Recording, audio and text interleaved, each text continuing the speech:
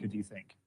Well, Piers, that's an excellent question. And a lot of people have wondered about that. And I think it boils down to something very simple. The little girl you see on the screen, there's something about Kelly herself, her smile, her persona. We see her in video. We hear her voice.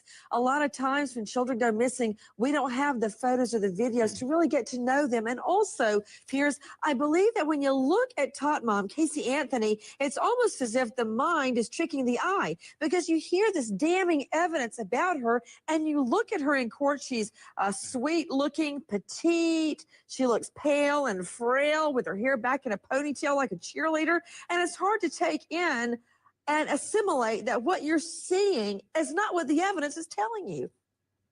I mean, given all your experience with these kind of things, Nancy, do you think there's much doubt that she was responsible for the death of her daughter?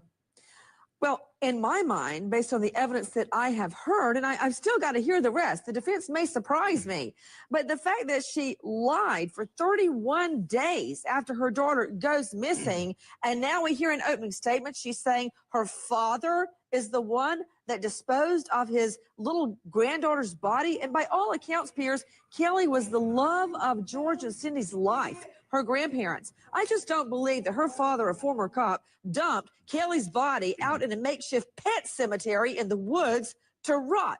I don't believe it. That means she's lying. All right. That was something else, wasn't it? Yeah, it really does it. And this is why Nancy Grace literally came out of retirement, because she is not going to make it easy for Casey Anthony to be shown in any positive light. Not all heroes wear capes. So today, guys, we are going to start our series premiere of Facts and Stats Unfiltered with Valley and Biddy. We are going to be doing a deep dive into all things Casey Anthony and her re-emergence on social media in March of this year.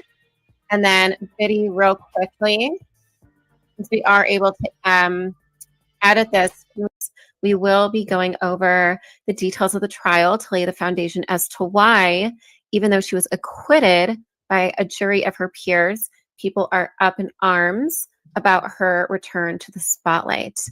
Before we begin, let us introduce ourselves to you all. If you are listening for the first time, I am Valley, your basic bitch from Southern California. I like my Starbies, my avocado toast brunch dates, and I like sunshine, but don't let that fool you.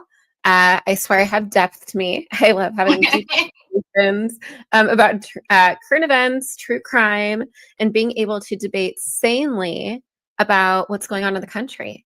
So, especially, Biddy, with everything that's been going on post-election, I think it is important to be able to find a common sense approach to understanding one another. And again, everyone's going through something you know nothing about. So I always say, please be kind.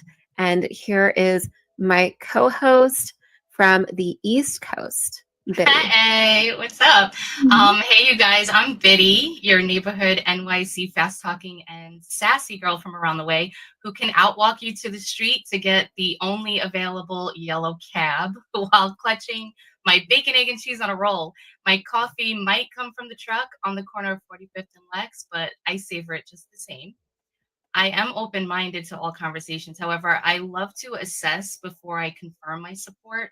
I too love true crime as well as diving into the chaos of the state of our culture. I love to observe and absorb as much detail as humanly possible.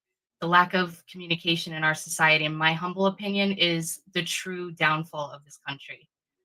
So I believe if we open our ears more, before we open our mouths, we might all finally find some common ground to stand on together.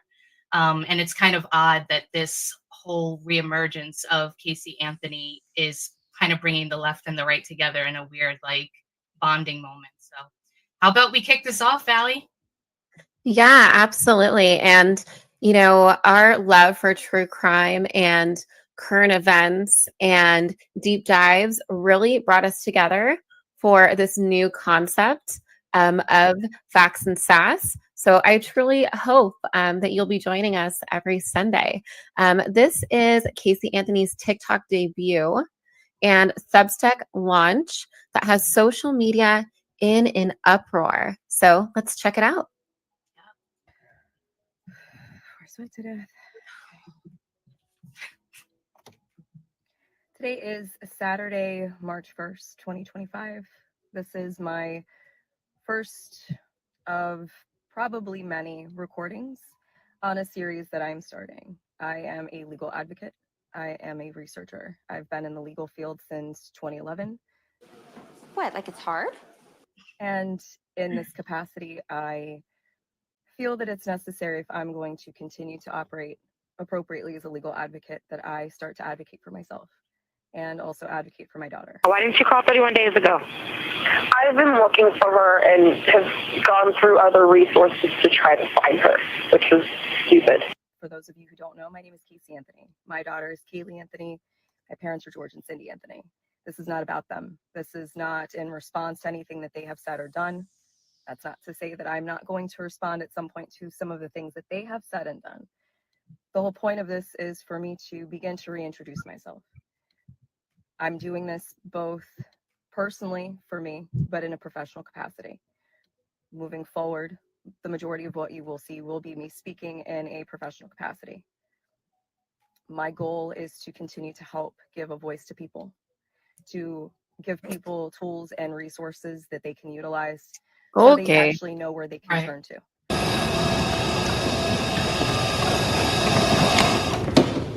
How about no? So with that, please join me for on real. Substack. So with that, If you have questions, I will set up an email address where we can correspond directly. Up until this point, that has never happened. And it's only going to be on a limited basis regarding legal issues, legal matters. that she knows nothing One of about. the main reasons that I'm doing this, there are people close to me who have been targeted and attacked recently. There are also people close to me who have had some recent things occur. And when necessary, people needed to step up, myself included. So as a proponent for the LGBTQ community, for our legal community, women's rights, I feel that it's important that I use this platform that was thrust upon me and now look at as a blessing as opposed to the curse that it has been since 2008. Narcissism. When it's all about her and nothing else matters, you might be dealing with a narcissist. Anyway, I appreciate your time and we'll see how this goes. Oh, hell no. As Homegirl was about to say before I cut her off. Yeah. Yeah, So, I mean, that's the video right there that's got everybody like, what? Get so out of here. I think she like expected this to be her rebirth into society, but instead she basically flatlined, right? Like people are furious and rightfully so. This video, in my opinion, it kind of displays some type of personality disorder. Like I'm not a psychologist. I just play one on TV, but just as like Casey Anthony is not an attorney. And I feel like narcissism and having main character syndrome is just oozing out of that video, and I also do have questions as to why Substack is being so heavily promoted and pushed on the TikTok audience. And perhaps, maybe we can deep dive as to find out why that is. But in the meantime, in today's segment, we are diving into why this case still haunts us. And if you have not gone down the Casey Anthony rabbit hole, prepare to have just so many emotions. You're mind blown. Yeah. Yeah, it's disgust, anger, confusion as to why she was acquitted. Yeah. So, let's just kind of set the scene. This is a little bit of the history of the Casey Anthony case. In 2007, June 7th, 2008, is the claim made by Cindy Anthony, Casey's mother, on the 911 call that you will hear later is that when she states she sees Kaylee alive with Casey at their Orlando home. However, it's later discovered during the trial that Cindy and Kaylee visited Kaylee's great grandfather, Alex Pacia, at the Mount Dora nursing home located in Orlando for Father's Day on the 15th. So right away, we're like, there's some inconsistencies by Cindy Anthony. Is she complacent in any way? Why did she not remember Right. that It's really weird. Kaylee was there on the 15th? So there was a claim by Casey Anthony to the point where it went to the police. Kaylee had been missing since June 9th after she supposedly dropped her off at the residence of the Nanny Zanny, which you'll hear so much about Nanny Zanny, at the Sawgrass Apartments, and that she was able to speak to her on the phone for a minute on June 12th, according to the written statement that she gave to Detective Yuri Milik. Now, this is where she was claiming that Zanita kidnapped Kaylee, was calling Casey from a burner phone or some type of prepaid phone, something that was quickly disconnected afterwards and didn't really have any trace, right? So it was like a dead end. Yeah. No, it's really, we're going to be going through a lot of this and kind of like breaking it all down, of course, but like you said, the inconsistencies and which ultimately led to weakening of the prosecution's case, which, unfortunately is what, at least I believe, you might agree that why she was able to get acquitted, because everything was so wishy-washy, just like what happened in the O.J. Simpson trial, with the police, mishandling the evidence and whatnot, and he was able to get off for that. Right. Well, I mean, as of right now, since we're so early into the timeline, it almost seems like Cindy's almost like entrapping herself, because she's the one that's saying she made one claim on the 911 call, right? So once you say something on a recorded line that's directly connected to the local police, and then they're spotted at the nursing home on the 15th, that completely discredits anything she might say in the future. So, depending on how you look at it, it could have been a win for the prosecution, except for the fact that, like you said, and we'll learn later, the inconsistencies keep getting worse and worse and worse. Evidence is mishandled. It's not just Cindy and Casey that are changing their stories. It's other witnesses as well. It's the FBI, even people not coming forward. Yeah, I mean, and to be fair, I was thinking about this earlier. It could happen where if somebody's in a frantic state, as you'll hear on the 911 call, that you're gonna get your mind's gonna be scrambled and stuff like that. But then at the same time, she brought Kaylee, Cindy did, to the great grandpa, and it was on Father's Day. Father's Day is a holiday, and it's, if I'm not mistaken, it's always around the same time. It's around those right. days. So, that's not a date that you would easily get mixed up. In addition to that, Casey Anthony still is giving everyone the impression that perhaps her daughter is still alive, but being held ransom by the nanny or being kidnapped, something like that, because she says that she hears her voice and actually communicates with her for, a minute before the line was briefly and suddenly disconnected. Right. So and now at this time she is super young too, which, I kind of give a little bit. I mean, she was 19 when she had Kaylee. She was, just coming up on 22 when this happened, or she might have been already. I think she was, because she's her birthday's in March, which it's actually in a few days. I think it's March 19th. It's kind of odd that we're doing this now. It's kind of happy birthday. But yeah, so it's she was young at the time, but at the same time, you can just tell she's totally gifted liar, and everything that she concocts, all the fake people and the different instances, it's wild what we For found. sure. Yeah. So on June 16th, the same year, 2008, Casey leaves with her daughter as observed by Casey's father, George. Casey told her parents that she was traveling to Florida on a work-related trip. However, she was just hanging out with her new boyfriend, Tony Lazzaro. So later that day, Casey and boyfriend Tony were seen on surveillance at Blockbuster Video without Kaylee. Now, wouldn't you want little Kaylee to pick out her favorite movie?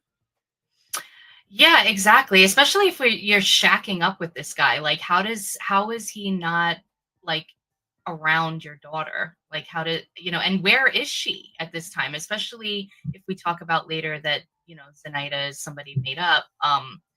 It's oh gosh, it's just crazy. I know I'm getting ahead of myself. I'm like, we've been talking about this for a week, but I'm like, still, like, as we go through it, I'm just like, oh my gosh. Yeah, when we say deep dive, we're like not exaggerating.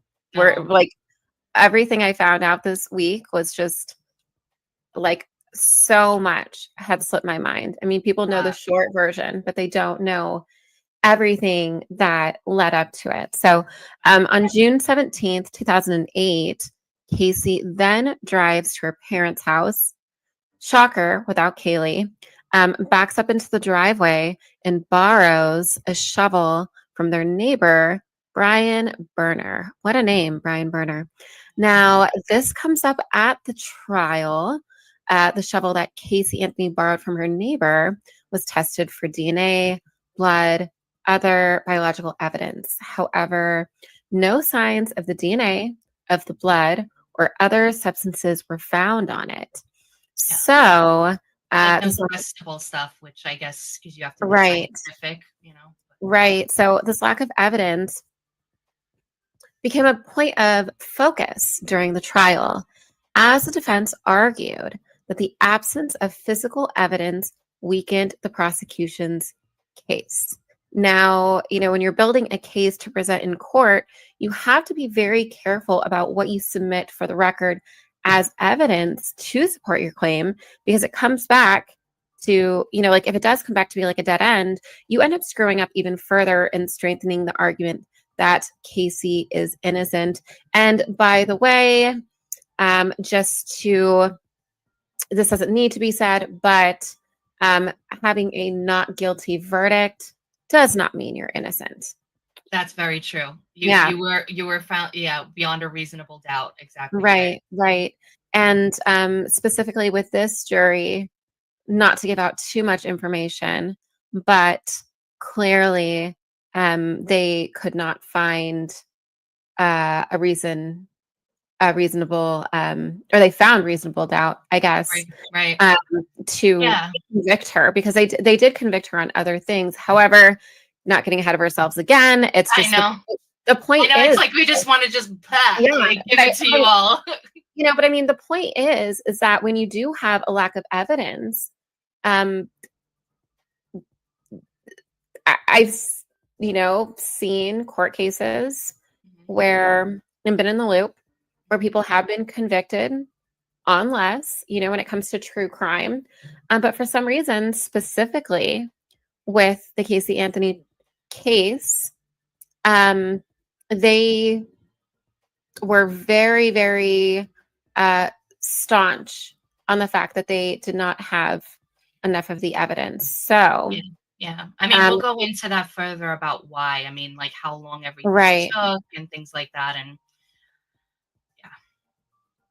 absolutely. So on June 18th, Casey tells Cindy that she's on a work trip to Busch Gardens theme park, which I had to Google it because in California, I don't know shit, right? So Busch Gardens is like the competitor to like Universal Studios in Orlando. It's like a Six Flags theme park. And apparently she was going on that work trip and at a conference in Tampa, Florida, and claimed she would bring Kaylee with her, along with Nanny Zanny, who'll be watching her while she attended meetings. It is also to point out, also good to point out, I should say, that Tony Lazzaro also confirmed that Kaylee was never at his apartment. That's So the word never. Like never. Like, yeah, like we literally, our outline has never in bold because Yeah. there was like not one instance. Like he was actually like shocked. And I believe that Tony thought Testified. Yeah. And he he did testified testify, that, yeah. Mhm. and he did believe that there was a Nanny Zanny. Yeah. Well, Yeah. and that's the thing, like, because she was very, very good. That's one thing I'll give to her. And I think it also, you know, if she That she's does a have any kind pathological of like, liar. yeah, like if she has some sort of like disorder, she's become Right. very accomplished at it at this point, even at a young age, to where she knew she needed to cover her tracks everywhere by even putting people in her phone saved as a certain person. Like Well, all of this stuff, like, you know, she really went all the way out there to cover her stories, you know, like even just, you know, before that, when she was before Kaylee went missing, and just in her like regular life, she was constantly doing things to her parents and, you know, lying about this and that. So yeah, I it's crazy. Just keep that in your mind, that it's never, when you hear all the back and forths. yeah, I mean, you know, you think about psychological disorders, whether it's dissociative identity order, aka multiple personalities, Mhm. or if she was just like disassociating, maybe she had like a BPD fit of rage, and this wasn't methodical. But then the years of the saved contacts and Yeah. over a dozen fake personalities that she created in her world makes me lead to believe that it was methodical and only a matter of time. Now, remember, most serial killers, right? And again, you know, we don't know for sure if this was malicious intent, or if it was that she kind of snapped. Either way, most people who get away with murder, quite literally, Mhm. are tend to have psychopathic tendencies. Now, Mhm. they might not always be a psychopath. They might not always have, um, they might not always be a sociopath as well. Sorry, my brain was like going back and forth between psychopathy and psychopath, and then sociopathy. Yeah. I mean, to be honest, I think she's a mixed bag. Yeah, I yeah, don't think even it's like really far off that she can have a dissociative personality, which I right, absolutely think she right. does. That's what we were talking about before this, is like, I listen to her videos, and just the way that she strategically uses her words, it might even be like subconscious at this point, because she's lived her entire life this way, in my Right. opinion, that she can, whenever she says something that has anything to do with something that she might need to be accountable for, she uses words where it will implicate others, or it will make it seem like it was thrusted upon her, or it was something that happened that, you know, she didn't even know that it was happening. She does that very, very well. So, and then if you allegedly, possibly, if she did in fact murder Kaylee, of she's gonna be a psychopath, in my opinion, as well, like if you murder your own child. So yeah, I think she's a mixed bag. Yeah, and I mean, if you can have specific traits, but not necessarily have that disorder, which Yeah. was what I don't know, my brain was just speaking out loud and going around in circles. No, But yeah, it's she's essentially, rough. that's what it comes down to. Is that you can have certain qualities of certain disorders, and still otherwise function as a normal human being. And I think this is what's so sad about all this, because you had some people who were completely in shock of her double life, and then you had others that were like, well, she was just as kind. She was a caring mother. She just liked to have fun. I mean, you know, it's very interesting. So, jumping along the timeline here a bit, On June 19th, George Anthony reported the theft of multiple gas cans from his shed to the Orange County Sheriff's Office. So, to stop you right there for a second, or to stop myself right there for a second. I'm like, I didn't say anything. You know, Casey's supposedly in a conference in Tampa, but the next day, George Anthony reports the theft of multiple gas cans from a shed to the Orange County Sheriff's Department. Okay, so just think of that. Later, Cindy Anthony mentioned the incident to Casey Anthony over the phone. In response, Casey claimed that she had returned to Orlando that same afternoon. Fishy. I'm just going to assume she was never in Orlando. To retrieve insurance information. Or in Tampa, yeah. Oh yeah, I'm sorry. She was in Tampa and then she came back to Orlando. You're right. To coordinate with Zanny's family regarding her hospitalization. Yeah, and that's basically just like because Casey claimed, because the mother was like, oh, you know, where's Kaylee? Because the grandparents never went like a day without seeing their granddaughter. She was always with them. So it's like, you know, this is a few days and they're like, okay, where's Kaylee? Like, we miss her, you know? And then it was always, like we said, there was always like an excuse. There was always something that she said that, you know, would prevent her from telling the truth. So she basically told the parents like, oh, we can't come here or we can't meet up with you because Zanny's in the hospital. She got into some car accident or something. And we're helping her at the hospital with everything. So that's where this part comes from.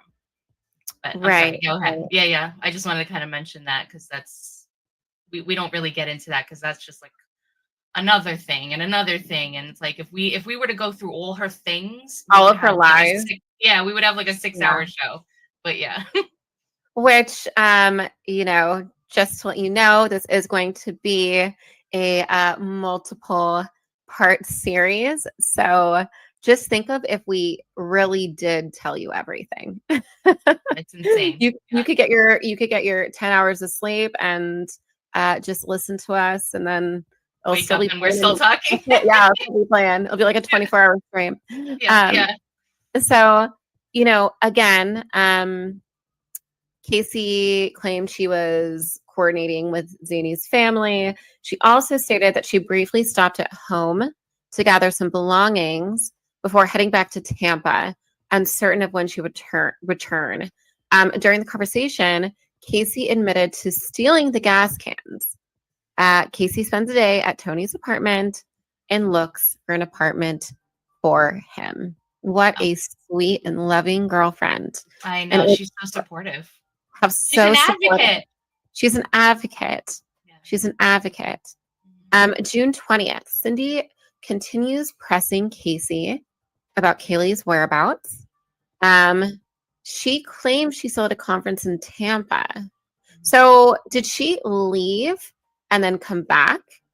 Well, this is what she's saying. She's saying she's in Tampa, but the whole time she's not. She's in Orlando. She's at. Well, but she confessed to her father, right? So she confessed to her father during that conversation. She admitted to stealing the gas cans that George reported on the 19th.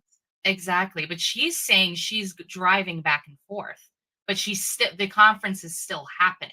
Okay, so she's like, you know what I'm saying? But in my like. Because they looked at like the phone records where she pings, where she's at with her phones and stuff like that. So they see that every time that she's lied is, and again, this is something we're going to get into when we go into the trial in the next episode. But yeah, she makes up pretty outlandish, wild stories. That's for sure. Very fully fleshed out. So that night, she enters a hot body contest at Fusion nightclub. Hasn't seen Casey in a couple days, but let's enter a hot body contest. Yeah, and that you guys will find out as we move along is something that she did a lot during 31 days that Kaylee was Yep. missing, to where she alleged she was frantically trying on her own looking for Kaylee, rather than call the police or get any help from anyone. Yeah. She, so much I want to say. You guys are just going to have to listen to the calls, but Yeah. mm, eh, I I'm know. just so flabbergasted. I know. So basically, the rest of the weekend, she claims she is in Tampa. Even a friend asks about Kaylee, and she tells them Kaylee's at the beach. Yeah, Like, that's what I'm saying. Like she covers her tracks everywhere. She right. tells her friend these stories. She tells her parents these stories. She tells her boyfriend these stories. She doesn't slip up anywhere. She's I know. very, very good at keeping her story straight. Like, Yeah, like you know how like on iPhones now they have like you can share your location with like certain people, and it's normally like close imagine? friends and family members. Like, can you imagine if that tool existed back then and was utilized? She wouldn't be able to do what she did. I don't think. Nope. So, after the whole weekend on the 23rd, she breaks into her parents' shed with Tony to steal more gas cans.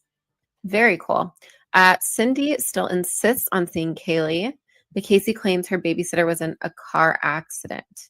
So, poor Zanny. I know. We should try to find her and see if she's all right. Right. So on June 24th, George Anthony notices the lock on the shed is broken and reports it to the police. Casey arrives home and aggressively hands George the stolen gas cans, cursing at him, probably telling him to like stop the cops from showing up at their house. Yeah, and if she's like a manic person, if she gets called out on her lies and her deceiving and stealing something, she's going to act aggressively. So he basically confronted her, and she's like just here, just take the freaking gas cans, like fine. Yeah, so here's what the actual reality is. Okay. She's like living with this guy, Tony, not working at Universal Studios as she claimed. And we'll get into more of that later. She's heavy into the party scene. The most popular thing that I've heard from people who know little about the Casey Anthony story is like, she was just partying instead of grieving. Like, but she everybody deals with grief in different ways, kind of right, thing. right. Yeah. But she was always a partier. Like, in fact, there was a conversation with like one of her friends, I believe. I think you looked into that more than I did, but she had a conversation with her friend where her friend was basically like, do you even like want Kaylee? And she was like, I actually wanted to give up Kaylee for adoption. Cindy is the one that wanted me to keep the child. So Casey like didn't want this life. And that friend is okay. I just found it. It's Kale Marie Cruz. So back in 2005, she had told her this story, and she was probably, going out drinking, and skiing, if you know what I mean, on those slopes there, entering into a hot body contest, as I've mentioned before, living unbothered, posting everything on MySpace, which if you are a millennial, remember, it was so popular that someone could be mad at you for not putting you on their top 8, and she's probably just like always lived her life this way. And she mentally was not prepared to change her ways. She was, just she was like, and listen, obviously, we were all young at one point. Me at 19, I was hanging out. I was going out all the time. I was going out dancing every weekend. Like, but the difference between her and I is that I didn't want to have kids at that point, and I made sure I didn't. Because I wasn't ready. I wanted to live my life a little bit before, I got to that point of like getting married and all that other kind of stuff. There are ways to prevent it, y'all. I don't know if you've heard of it, but there are several ways. Several. Several. So on June 28th, she tells her friend Amy Winzinga that her car smells like something died in it, which is like a very distinctive smell and a very distinctive thing to say. Yeah, it's crazy that I can't even believe that she came out of her face and said that. Like, Yeah. that's kind of like out of character for her, like from what you'll hear and what we've already said, like that right there is very odd. Unless she's really that calculated and she was trying to set the stage for maybe blaming it on others because Well, that was she was borrowing my the car. thinking. Yeah.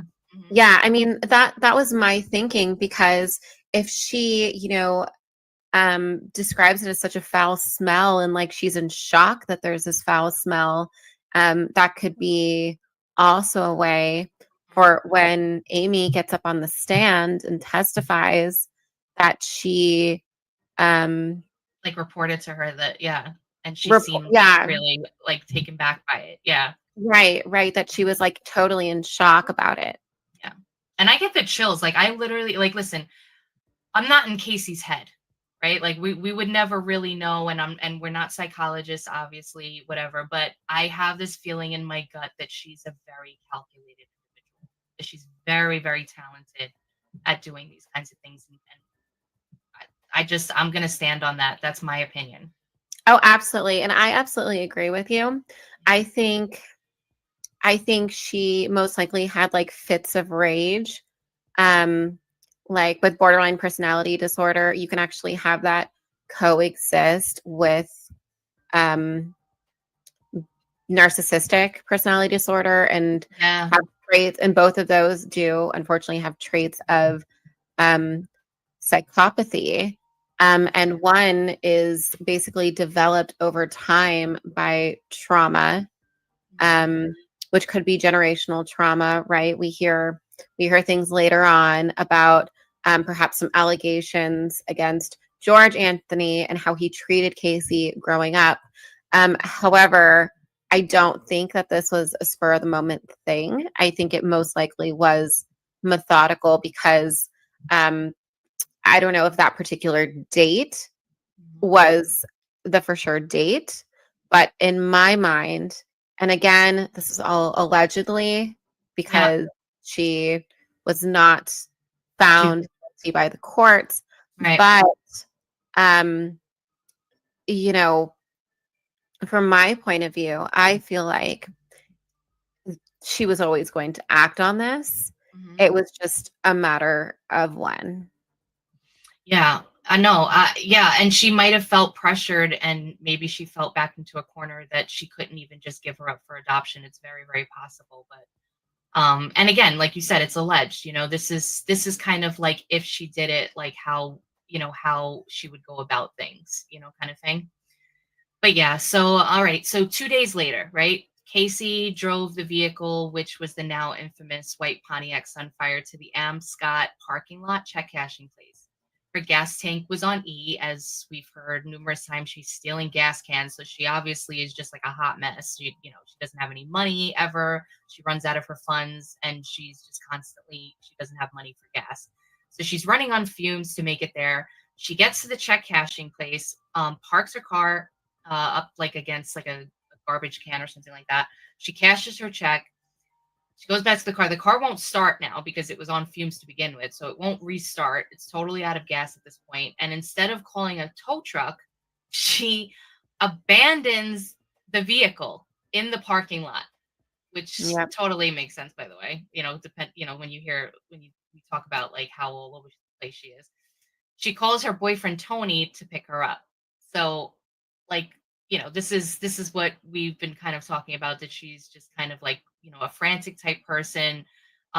She seems to, I know that it's been said that her parents were the ones who were really like helping with, financially and stuff like that when it came to Kaylee. And it was probably something that they said to her, maybe, I don't know, because we weren't in that room and it's not something that was said, but when Casey didn't want to keep Kaylee and she wanted to give her up for adoption, and they were like, no, no, no. They probably said to her, like, we'll help you. We'll give you whatever money you need, whatever resources you need. We'll watch her whenever you need, like, whatever kind of thing. So, so she's definitely like, like spoiled in that regard altogether. You can tell that she's just like, she's like, I'm going to my parents' house to pick up my belongings. And, so it's like your belongings, but you're not picking up your belongings. You're picking up stuff that's not yours. But like, she's just like, it's in her parents' house, so it's hers. But yeah, so okay, so June 30th, 2008, that's 3 days later after she abandons the car. The employees at the check cashing place, they start talking about the abandoned vehicle in the parking lot and how they need to get it towed. So they get it removed. It's towed to the impound, and George, Casey's father, is called, since he's the owner of the car, to come and collect the vehicle. So George goes down to the impound, pays the hefty fine, as we all probably maybe once have been there before. The worker, Simon Birch, takes him out to the lot to obtain the car. When they arrive at the vehicle and George opens the door, they both recall getting hit in the face with a very pungent smell. The worker even remarked that it smelled like a dead body. He said it. They pop the trunk. They find a bag of garbage, and Simon Birch later testifies that he throws it in the dumpster there. All right, so that's that. George, I guess George and Cindy came in the car, obviously, because you need two people to come home, with the two cars. So George comes back to the car. He asks Cindy to come over to the Pontiac and sees if she smells it as well. Cindy says, so Cindy, like, right away remarks to him, Jesus, what died? Like, that's what she said. They bring the car home and said they used an entire bottle of Febreze. They left all the doors open to air it out. And now, just a little pointer, both George, Casey's father, and Simon Birch were more or less experts in the smelling of dead bodies. George, because of his years as a police officer and a detective, and Simon Birch, the impound worker, because of the years he had, towing cars of owners who took their lives in the car. So they both are, not everybody has ever smelled a dead body before. I mean, however, it is one of those things that when you smell it, it's distinct, like you were saying earlier. It's not something you can say, oh, it smells like this or that. It's something where it's like, what is that? It's not, I've never smelt that before. If you've never smelt it, if you have, right away what it is. Now, of course, they were pissed, still concerned that they haven't seen Kaylee or heard from their daughter. Cindy and George, Kaylee's grandparents, were constantly calling, reaching out, because they hadn't spoken to her. I mean, this happens, over the course of, 15 days, 15, 14 days for a while, and was always told that Kaylee was with the nanny, Zanny, who she called. Cindy, now frantic, finds out where Tony and Casey are staying, because Casey was constantly staying at Tony's house or apartment, goes there and finds Casey hanging out in the living room. There's like drug paraphernalia everywhere. When she opened the door, she smelled like a whole ton of marijuana. Asks, where's Kaylee? Again, she was told that she was with the nanny Zanny. So now Cindy, it's like she's had it at this point. She's like, all right, that's it. We're going to go find Casey. She demands that Casey leaves with her to go to the nanny's home to get Kaylee. Cindy also is very upset because Casey stole that Pontiac. That's not hers. Right. So, before they even do that, there's kind of like a gap there of what happened, why. But Cindy decides that she's going to bring Casey to the sheriff's department to report her grand theft of the auto, probably because her daughter is constantly just like a flight risk, like if you don't have her with you, she's going to be like in Tampa or in California the next day. So you just let me just take her, at least, so she can get like arrested, and then we can try and find Kaylee. But later on in the 911 call, you'll hear Cindy claiming that no one was available when she went to the office. So they told her, just go home, call 911, we'll send a deputy to your home. So Cindy and Casey drive to the Anthony home. Casey's still claiming to not know where Kaylee is at that point. And Cindy makes the first of 3 calls to the police on July 15th, 2008. And we're gonna get that up for you in just a moment. But I know, Valley, you wanted to kind of just give a little disclaimer before we did that. Yeah, absolutely. So before we play the 911 calls, I just want to let you know that the nature of these calls are very chilling. Cindy is in distress. None of it is redacted. So Cindy made 3 calls to 911 that day. The first one we skipped over because it's essentially Cindy calling the Orlando Police Department to report grand theft auto by Casey, and was told that she needed to be transferred to the sheriff's department. Like that jurisdiction and whatnot. Yeah, that often happens, right? They would have the jurisdiction. They would be the ones who are able to investigate it. So, just you're just in for a shock. And I want to give you some forewarning of the serious nature of these calls. Yeah, absolutely. All right, so here we go.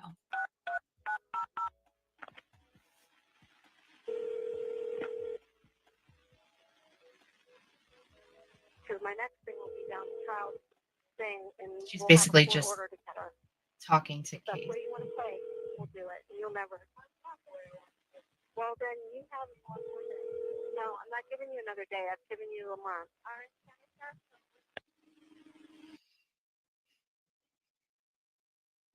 911, what's the address? What's happening? I have someone here that I need to be arrested in my home. They're there right now? A possible missing child. I have a 3-year-old that's been missing for a month. A 3-year-old? Yeah. Have you reported that? I'm trying to do that now, ma'am.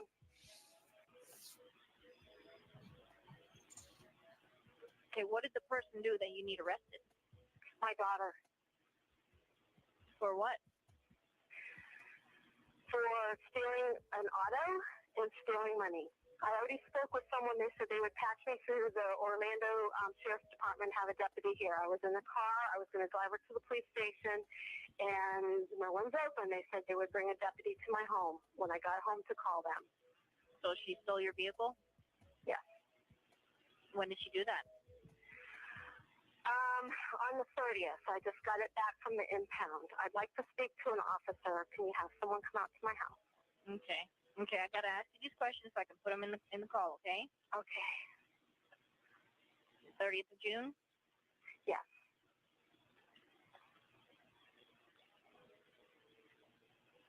Okay, how old is your daughter? 22. Photo. I know. My name? Her name. Her name? Hello? Oh, I think they redacted it. Yes. I don't know why. That have the, We just lie to our audience. We said they're not redacted. Oh, no. That's it. Turn it off. That's it. We're canceled. I can't find my granddaughter. 5'1.5". Thin, medium, or heavy build? Thin. That's such a Color crazy hair? picture. Brown. Doesn't that almost look like injection marks up and down her back? Yeah. Yeah. Remember when we first saw this? Like, I remember Yeah, saying that. because Yeah. there was drug paraphernalia inside the house. She was most likely going up those slopes. Who else knows what she was doing, or if the relationship with Tony was very drug oriented.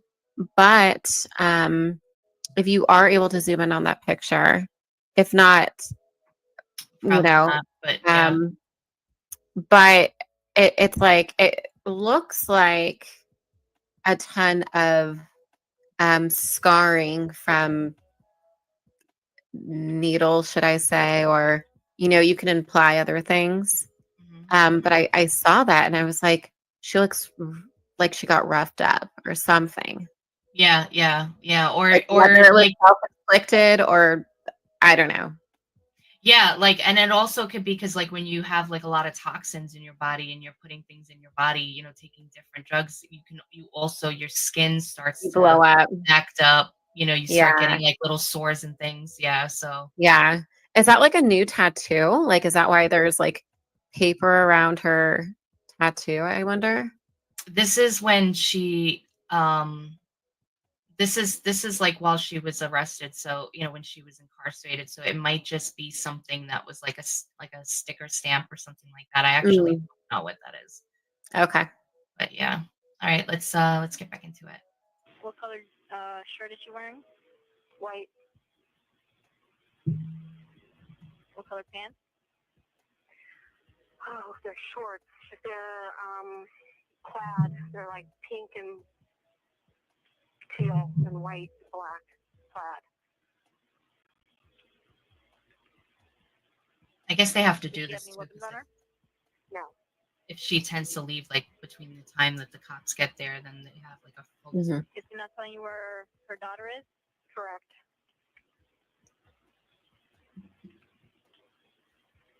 Okay, we'll have a deputy out to you as soon as one's available, okay? Thank you. Thank you. Bye. Bye.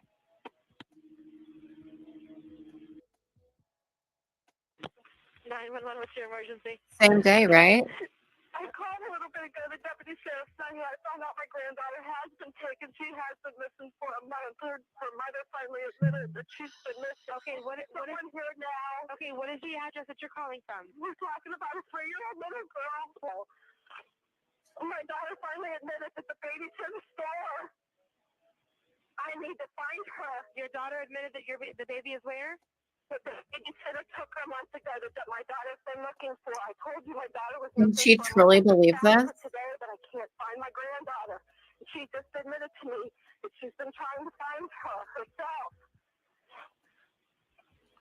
There's something wrong. I found my daughter's car today, and it smells like there's been a dead body in the damn car. Okay, what is the 3-year-old's name? Kaylee. Kaylee. Anthony. Kaylee Anthony? Yes. Okay, is she white, black, or Hispanic? She's white. How long has she been missing for? I have not seen her since the 7th of June. What is her date of birth? 8/9/2005. Oh God, she's 3. She's 2005. Oh man. So it's I want to cry. I don't know how 911 dispatchers do it. I really don't. Danny took her a month ago.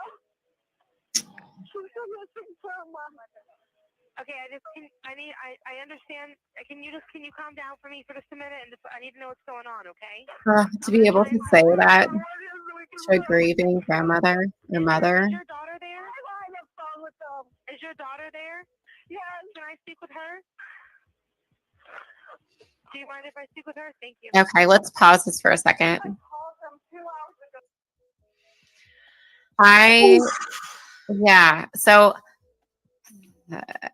guys, I want you to keep in mind the calmness. I believe she's a bit confrontational in this call as well. Or I should say defensive is a better word. Yeah. But just The contrast contrast. that, with how Cindy Anthony, the grandmother, is trying to take in all of this new information and how Casey, as of right now, is coming across as just sitting on this information for 31 days, sitting on this information that as of right now looks like to Cindy and the police that her daughter has been kidnapped. And just I want you to just think about how you would react, because even every reaction this woman has is severely abnormal given the circumstances. Yeah, she's very deadpan, and Yeah. like her stares and everything, her tone Yeah. of voice. And also keep in mind this entire time as we went through the timeline up to this point, she's out partying. She's entering into a hot body contest. She claimed to have been missing for her daughter been missing for 31 days. So that's that entire time that she's supposedly trying on her own again. And I know I sound like a broken record because I did say this earlier, but it's so frustrating when you think about it. All right, let's go. So they haven't talked to her. She finally admitted to Daddy took her a month ago. Ma'am. She's downstairs. They want to talk to you. I don't have anything to talk to them about. Exactly. Hi. Well, can you tell me what's going on a little bit? I'm sorry? Can you tell me a little bit what's going on? My daughter's been missing for the last 31 days. And you know who has her? I know who has her. I tried to contact her. I actually received a phone call today. Now from a number that is Bullshit. service. I did get to speak to my daughter for about a minute. Okay, did you guys call and report a vehicle stolen? Yes, my mom did. Okay, so there's been a vehicle stolen too? No, this was my vehicle.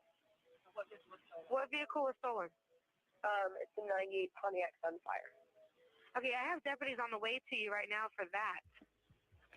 But now your 3-year-old daughter is missing. Kaylee Anthony. Yes. White female. Anthony. Yes, white female. 3 years old, 8/9/2005 is her date of birth? Yes. And you last saw her a month ago? 31 days. From 31 days. Who has her? Do you have a name? Her name is Zenaida Fernandez Gonzalez. Who is that? Babysitter? This dispatcher is a badass, by the way. Yes, you can hear the sass. Yep. And she's like, why did it take you 31 days? Mm-hmm.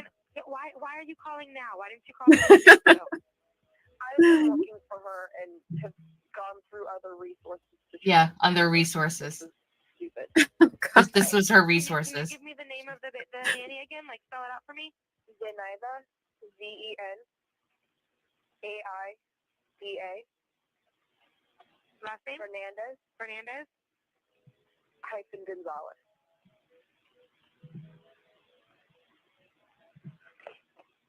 I think the officers are here.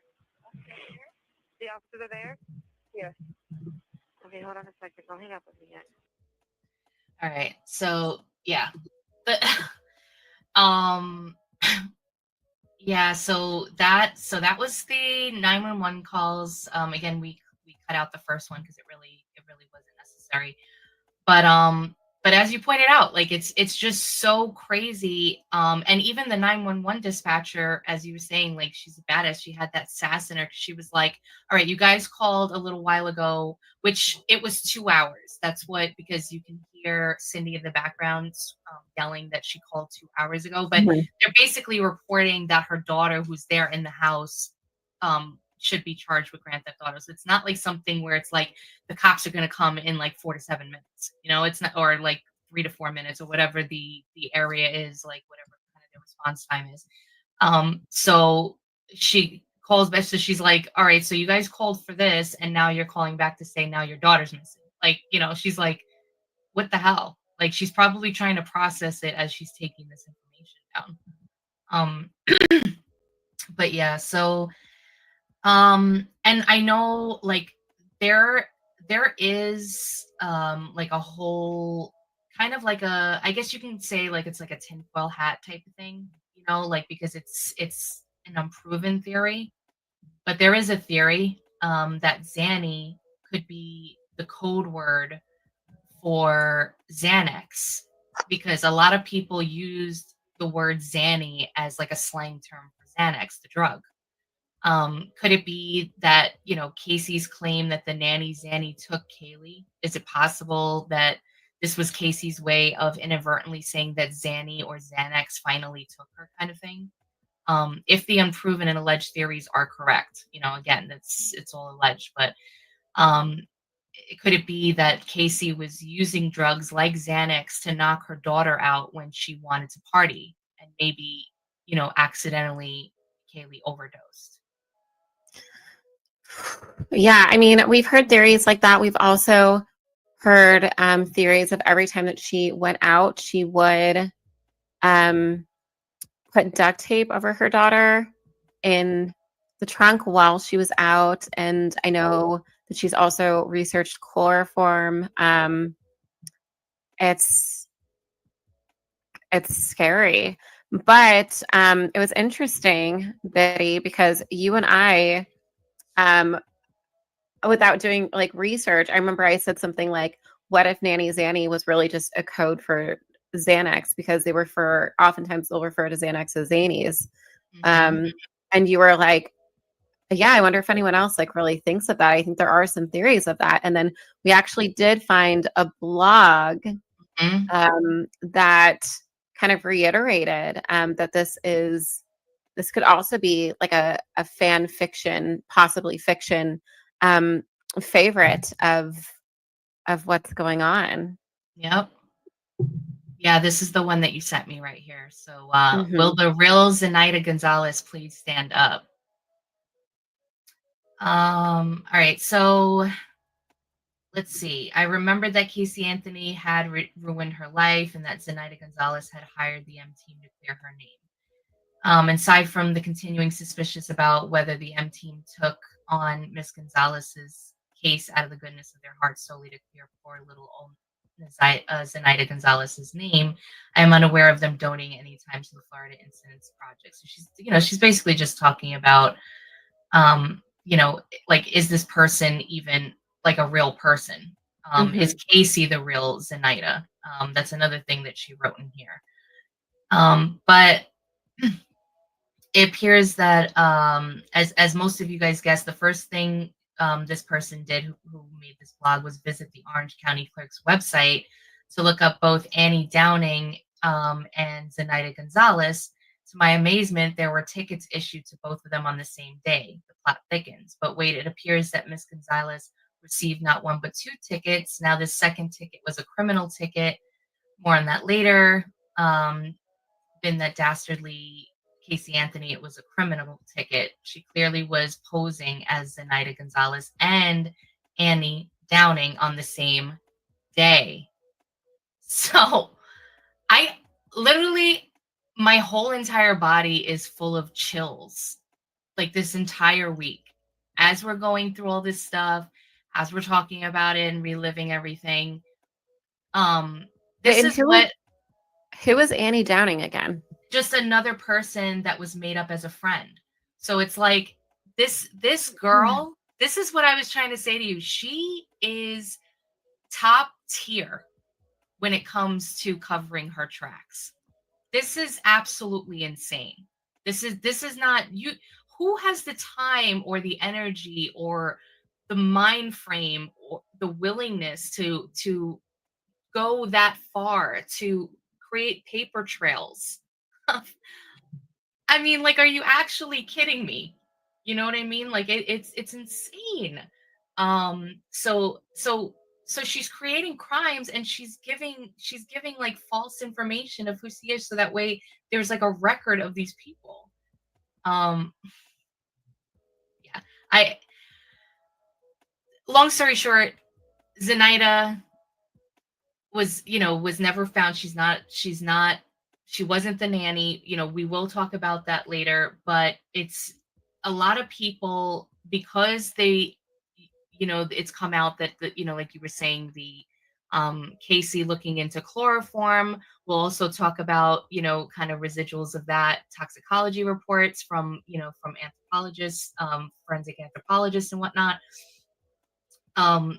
That chloroform was indeed involved. So when you think about that, and then we're going to also hear an interview from her cellmate. We're going to play that for you guys next, who mentioned that Casey confided in her that she used to knock her daughter out so that way she can go out and party. So when you put all of that in your head, and then you think about the word Xanny, and especially at this time when people were doing Xanax, like that was the drug that was like the popular one that was going around at the time. People called it Xannies. Like, oh, Right. I'm gonna pop a Zanny. Like that was Right. the word people use. It can't be. Okay, so let me just take this down. Like it was like some type of like sick joke to her. Yeah, yeah. I just okay. So all right. So now we have. I'm gonna play for you 2 videos. We have one that is her.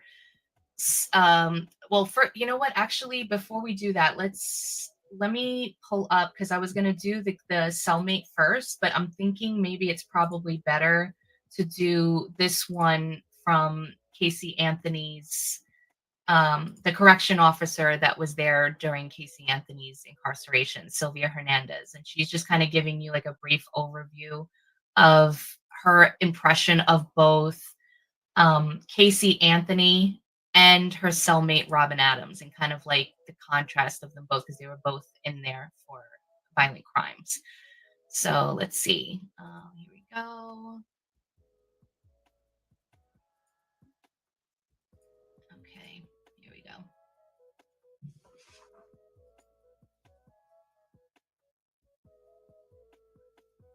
An officer that worked at the Orange County Jail where Casey Anthony was housed. I was the first correction officer to receive her. They told me she was high profile. They just brought her in. They sat her down at the table. She tried to cross her legs, but she couldn't because of the shackles. And she looked at me with a blank stare. She waited until I was done with my paperwork. And then I unshackled her. I took her cuffs off and I gave her her stuff. She went in her room and she sat down and didn't say a word.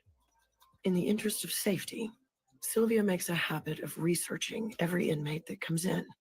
That includes both Casey Anthony and Robin Adams. I look up every inmate that comes into my dorm to see what I'm working with. Casey Anthony, I didn't even know who she was. I thought she was just a regular inmate until I looked her up.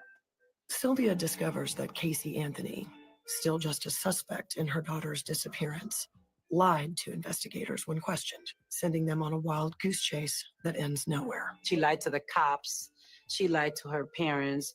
I was like, this beautiful girl, how can she, kill her own daughter?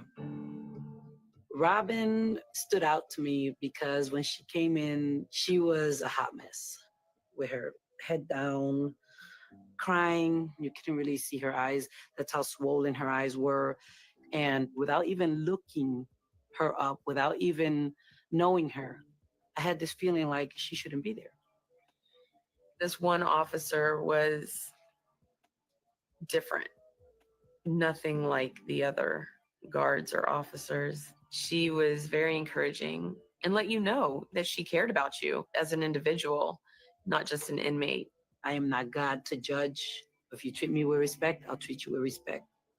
And Robin Adams never disrespected me. 3 women brought together by fate to a place sealed off from the outside world, where secrets begin to emerge. I was. All right, so that's just introducing you to Sylvia Hernandez, which I actually I forgot to mention this to you earlier, but I had found out that Sylvia Hernandez was disciplined and suspended from her position because she was found to have allowed Casey Anthony to share letters with another inmate, which I guess is something they're not allowed to do. So I guess she was, yeah. So I mean, I didn't look really into it. I don't know if, it might have just been something like how they were saying at the end where she was just she was treating everybody as individuals. She was trying to be nice to people and, kind of civil and stuff like that. But yeah, so she got in trouble, and it's kind of weird because it's kind of like, I mean, I don't want to throw everything on Casey's shoulders, but it's just kind of like, how when you like see people and you get this vibe from them that they leave a trail of destruction wherever they go, they can kind of manipulate people into doing things for them that would be out of character for them, and get others around her into trouble. Like, those kinds of people. It's just kind of like I'm getting that like weird vibe about it too. But again, it could be just, Sylvia Hernandez is a grown woman, so she, whatever. But I just, But yeah, so I just wanted to play that because she's telling you the contrast of the two about why she thought that this girl Robin Adams shouldn't have been there. And she was like, she was in prison for a violent crime. I didn't really look into her crime, but she got that off of her, that she was like either very remorseful or she was extremely upset to have been incarcerated. But Casey gave her like this blank stare, like this kind of Michael Myers thing where she just like stared at her and waited for her stuff and left, kind of stuff. And I mean, your daughter's missing, you don't cry. You're getting put in jail, you're not nervous or upset. Like you're just totally like dead. Happy. Yeah. Yeah. All right, so I got the clip here from Robin Adams. This is her cellmate. Now, this one is the one that you guys got to listen to because this what she alleges here is pretty remarkable. She said that she used to knock the baby out so she can go party. And she would put her to sleep, and then when she would come back, the baby would still be asleep, and the next day she's awake. So that's how that came up. Did she, I mean, she just happened to tell you that in the course of, because she didn't want her parents to, well, if she didn't want her parents to babysit, this is the part I don't understand, and maybe you don't know either, but where did she do this? Where was Kaylee when she was knocked out? In other words, that's the same thing they asked me, and I told them that I guess they were in the house because they lived together at their parents' house. So I really don't know. I guess they were at the house. Okay. Did she say what she used to knock her out? I can't pronounce it. I can't pronounce it that well. Chloroform. I can't pronounce it. It's I don't know much about it, but I know it's some type of chemical. It's chloroform. I can't pronounce it. She said that? Yeah. What did she say? Tell me more about that. I know that how she did it was she would pour it on like a rag, like a wash rag, and put it over the baby's face. So she'll inhale it, and that will knock her out. Do you know where she got it? No. After that point, I was kind of freaked out. She told you that? Yes. She told you she would pour it on a wash rag and put it over her face to knock her out.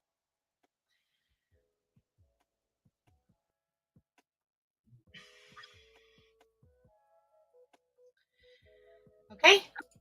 All right. I am processing this. No, I know. I watched that video a bunch of times as I was like, clipping it together and stuff like that. And I'm still like, and again, she was acquitted. These things were never able to prove this stuff in court. So this is all alleged. However, if that's true, that is evil.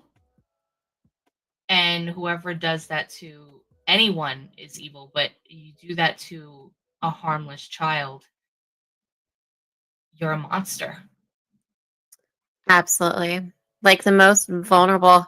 And again, it brings me back to like the YouTube video. I'm sorry, the TikTok video of Casey Anthony advocating for women and the LGBTQ community. Yeah, she's such a soft-hearted, supporter. Yeah. And she allegedly, the majority agrees with, that she unalived the most innocent class. Children are defenseless. And now you want to say you want to advocate for grown women? You couldn't even get justice for your own child. You didn't even serve out a sentence. I know. And the crazy thing is that I would think that even up until this day, you wouldn't stop trying to find out who killed your daughter. Right. You wouldn't stop trying to find this person that you allege they weren't looking hard enough to find, Zenaida Fernandez-Gonzalez. Every day you would be thinking about what happened to your daughter. She was very complacent. Right. And she was Like, very, it is what it is. yeah, like it is what it is, very nonchalant.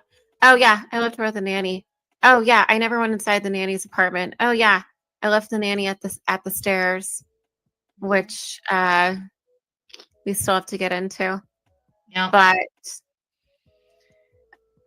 yeah, girl. It's really hard. It's really hard to get through this, you guys. And you know, I feel like it's, well, both of us do, and this is why we're doing this show, and this episode specifically, because she's reemerged, right, on social media. A lot of people are pissed, especially millennials that grew up, people are older, that grew up and saw this case and the trials and everything in real time. There's two new generations that are being introduced to her that don't really understand the scope of this case and what went down and who Casey Anthony was and all of this kind of stuff and what she did. And why people, like you said earlier when we first started, why this still haunts the people that are in the know. So I think it's important that everybody. right. And not only that, but I believe on TikTok, like once you have a certain amount of followers, you can monetize off of your Or videos. 10,000. Yep. And there's, I don't know, maybe our generation does it as well, but I know in the younger generations, they'll do like hate follows, right? Just so that they can see her every move, right? Try to run her off the internet. But what you don't realize is that there are 70,000 followers right now. She's going to end up profiting off of this. And we cannot allow a monster to profit off of social media. I mean, you know, now this wouldn't be the first time, but yeah, we have a flawed society if we are willing to reward people for being, you know, not just being shit human beings, but for actually murder, right? Yeah. So yeah. So why don't we head over to July 16th? And why don't you take it away? We have some clips and stuff, but yeah, absolutely. So July 16th, 2008, Casey Anthony is arrested and would stay incarcerated until her trial in 2011. and now I have like it's like a 7-second video. It's just going to kind of take us out, but it's like 7 seconds just to see her being taken out. And I took the audio out, you guys, because people were screaming. They were camped out outside the house with chairs and everything. The press were there, everything. And as soon as she walks out, everybody starts yelling, cursing. Like, I had to take the audio out. It was extreme. I almost wish you hadn't. I know. Maybe I should have kept it in. But she deserves that backlash. That you know? walk. I know, you're right. Yeah, you're right. But it might have blown out I mean, people were all right. But yeah, well, next time I'll leave it in, like, for whatever. But here you go. Next perp walk. Yeah, the next perp walk.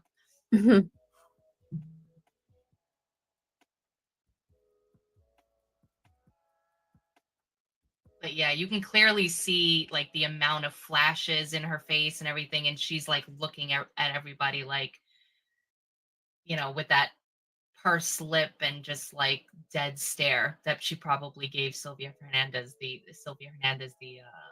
correction officer. But we also have another clip of Casey being interrogated in the Anthony home. And we can get to that right here. The caretaker or the nanny taking care of them, it's not the truth, because I went to the apartment complex. There's no person that ever lived there by that name. The apartment's been vacant since March. The same apartment. Now, the apartment that you pointed out to me, the 2-story apartment, that's an old folks home. It's right across the street from your ex-boyfriend's house, who you never mentioned. Yeah, you said this is the bad cop, right? Yep, you can hear it. Yeah. I Mhm. wasn't quite sure if you could hear me over that, but you will notice during these interactions with Casey that there is a good cop and a bad cop, and Detective Yuri is the bad cop. He's calling her out. You know, how could you essentially be so stupid? You never went to this woman's apartment. You took us to an abandoned apartment. You gave us all of these fake addresses. Does this make sense to you? Is this gonna get us any closer Yeah, to like he's being the finding aggressor. your Yeah. daughter? And you said you wrote the address down because it was across the street. That's a lie, because I've already talked to him, and we've already been by the house, and we've already looked at everything we need to look at over there. Everything you told us is a lie. I've been trying. You haven't been trying. Wait a minute, okay. Let's go through this again, okay? Stop me at the part that I say that's not true, okay? I want to go through this, and I want you to stop me at the part that isn't the truth, okay? You take your daughter and you drop her off on June the 9th, okay, at a babysitter's house, okay? Now, this is a babysitter that lives at this apartment, okay, that's been vacant. I dropped her off at that apartment, Okay. at those stairs. Oh, you just walked her, you dropped her off? And Walked her to the stairs. That's where I've dropped her off a bunch of other times, besides just that day. Okay, and when you dropped her off, who took her at that point? Zanny did. She took her Okay, at so that you point. left her in Zanny's care on June the 9th, okay? That makes sense to you? It makes sense to you that I'm trying to help the police find my daughter by giving them a bunch of bad addresses? That makes sense to you? That's what I said. Yes. No, I'm asking you, that makes sense to you. My That attempt, part of it, no. not my at all. attempt to help him find my child, okay, what I've done to try to help him find my child is I've given him a whole bunch of addresses to go to that are bad addresses. Zanny has never worked here. How do you explain that? She has an ID. She has an ID with her name on it. Just like I've you seen have, it. just like you have an ID. I do have an ID somewhere at my house. Both of my parents have seen it. Just Both like of my you have an parents know office. that I've worked here. So what they're talking about is they went to Universal Studios because Casey said that she works there. And that's where she met Zenaida. So that's what they're talking about right now. I used to have an office. Now, just like you have an office. No, I don't have an office now. Back on June 9th, 2008, you took Casey to a babysitter's house. Yes. And who was this babysitter? Her name is Zenaida Fernandez Gonzalez. Do you know how to spell the first name? Zenaida. And where was Zenaida's? Where did you drop your child off? The Sawgrass Apartments on Conway in Michigan. Do you remember the address? I don't remember the address. Do you remember an apartment number? 210. Okay. It's on the second floor. If you were to pull into the Sawgrass Apartments, would the building be the one closest to the road, furthest back, halfway? As soon as you go straight, you go over one speed bump, and it's the first one on the right-hand side. Okay, is there a pool next to it, or is there anything about the apartment that stands out? There's a welcome sign. It's, I guess there's a little shed close to the building. Maybe. I'm sorry to cut it off, but I just want to also point out that the police, when they went there to ask the landlord and find out who lives in that apartment 210, the landlord said, like Yuri Meller said in the beginning, Detective Yuri Meller said, they were told nobody's lived there for 6 months. Right. And nobody by the name, right. And nobody by the name of Zenaida ever lived there. And they looked at the surveillance footage of the parking lot for the apartment complex, which she says that she goes over the speed bump and all this other stuff. Not Zenaida, who she gave the description of. Casey or Kaylee was ever seen on any footage in that parking lot. Wow. So again, it brings me back to this girl. She had it figured out. Everything she figures out. She covers her tracks. She has a story. She has something set up so she can pull it out of her back pocket. It's wild. Right. And it was also the fact that didn't they also ask the like property manager if they had ever seen a description of Zenaida, and they said no. And then we'll get to the part shortly. I don't believe we already played the part where he said the apartment across the street that she described was or next door that she described was an old folks home. I think you might have said that in the beginning, but yeah, no, that's also good to point out. So like it's she's just constantly she just continues to lie, and if she gets caught in her lie, she has another one raring to go. She's got like 4 or 5 of them like to back up the lie that she's telling. It's really quite remarkable when you think about it. Wild. Yeah. About 10 years away. Okay. How long had you known Zenaida? Almost 4 years. It'll be 4 years Christmas this year. And where did you meet her? Who did you meet her through? A mutual friend. His name is Jeffrey Michael Hopkins. Oh, I can't wait. I met him at Nickelodeon at Universal, and I met her through him. Because this is also not his the son's truth. nanny at the time. Does Jeffrey still work at Universal? No, he does not. How long has it been since he left? About 9-10 months, give or take. Did he move back to Jacksonville? He moved up to North Carolina for a short time and moved down to Jacksonville within the last 3 months. When was the last time you spoke with him? About a week and a half ago. Okay. Do you know a telephone number for him? I can find a number for him. I don't know a number offhand. No, I do not. You mentioned something before we went on tape about your cell phones. Yes. I have 2 phones. I just received a new phone through work, through Universal. The phone won't keep charged, so I use my old phone that I actually had gotten, again, through Universal for work. Okay. Okay. Stopping it right there just again. It's already been established at the beginning of this whole interrogation. She was found to have not currently been working at Universal Studios. They already found out that she hadn't been working there for 2 years. They said this to her. At the end of this, she says, I'm using a phone that I just got through work at Universal Studios. My new phone. Like, okay. I know. I just like, okay. Did you lose a phone? Yes. Was it your personal phone? It was my personal phone, but I also use it for business. Okay. It's Did the you same keep number. that same number? Yes, it's You still just the lost same the number. phone. I just lost the phone. And in that phone, you're saying was a SIM card, and the SIM card had the contact Actually, the information? SIM card is in my Nokia phone, but I know there's numbers saved to the cell phone itself.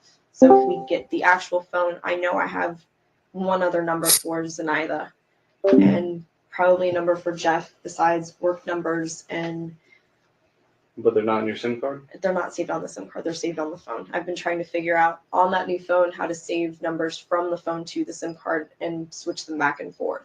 So that way I have everything all in one piece. Okay, so the phone where you had the number saved was lost. Yes, I filed an incident report. But how did you end up keeping the SIM card? I had taken it out. I know I left the phone on my desk. I'd switched the SIM card back to my old phone because this was the phone that actually would keep charge.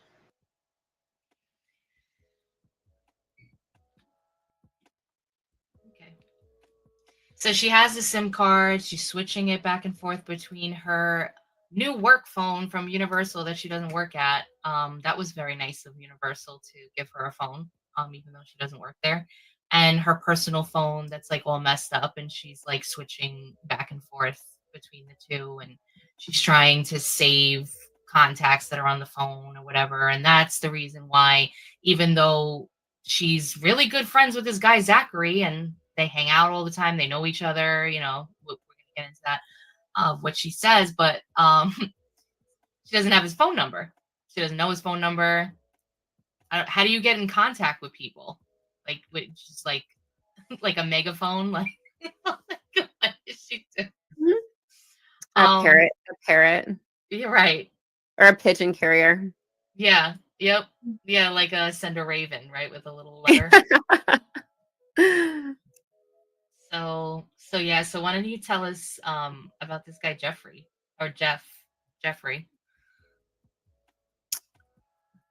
Yeah. So with Jeffrey, it kind of looks like. So we find out, again, that July 16th, 2008, Casey Anthony is arrested and would stay incarcerated until her trial. So we just saw the clip of that. She basically talks about Jeffrey Hopkins. And Jeffrey Hopkins, like, never worked at her at Orlando with her, like, doesn't know Nanny Zanny. They went to school together in middle school. So up until like 8th, 9th grade, right? And nothing after that. So Jeff Hopkins, according to Casey Anthony, was once her boyfriend, and he has a son named Zachary who's the same age as Kaylee's. The kids often played together. This is all, just what Casey's saying. But again, what we know now is Jeff literally took the stand. And you'll see during the trial that he's like, we didn't talk after like 13. Okay. So this is still a lie.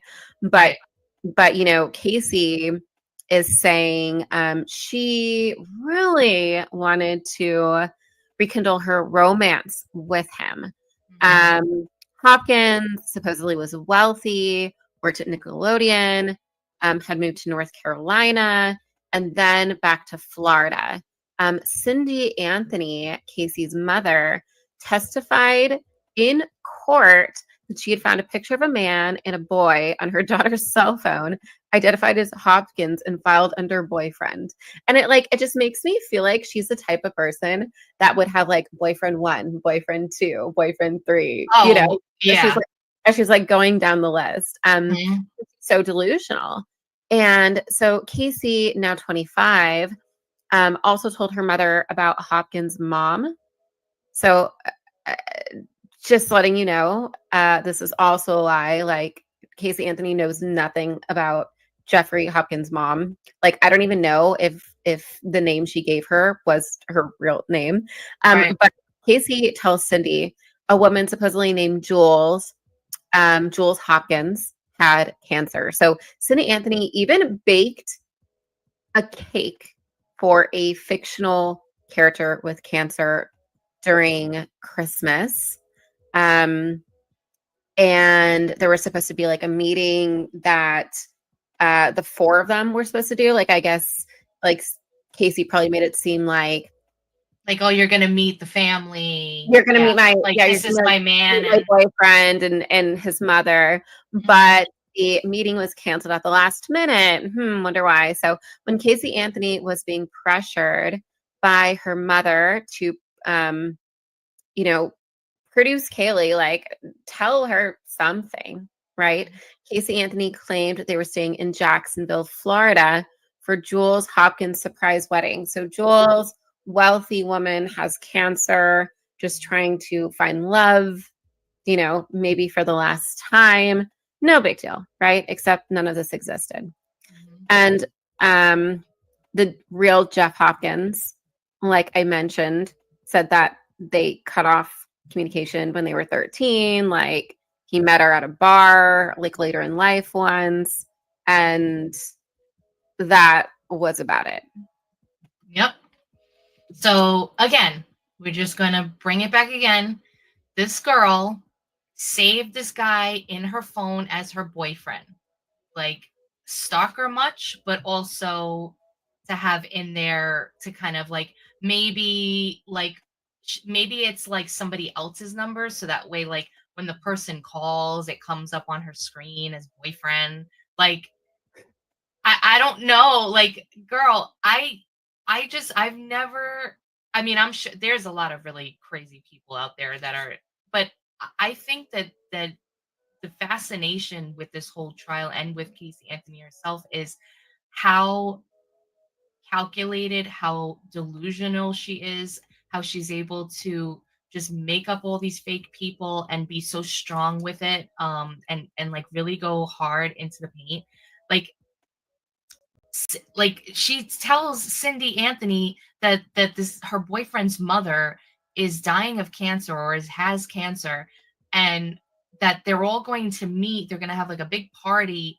Cindy bakes a cake, and at the absolute last minute, Casey has to get out of it, of course, at some point, because this whole thing is not real. Even Jeffrey doesn't talk to her, so it's like it's like, oh, maybe she told her something like, I'm sorry, the mom is not feeling well, so we had to cancel. That Right, probably be like the reasonable. Probably using like cancer as an excuse. I wouldn't be surprised. I Um, mean, it's a strong excuse. Right. And I had kind of like a light bulb moment go off, and Yeah.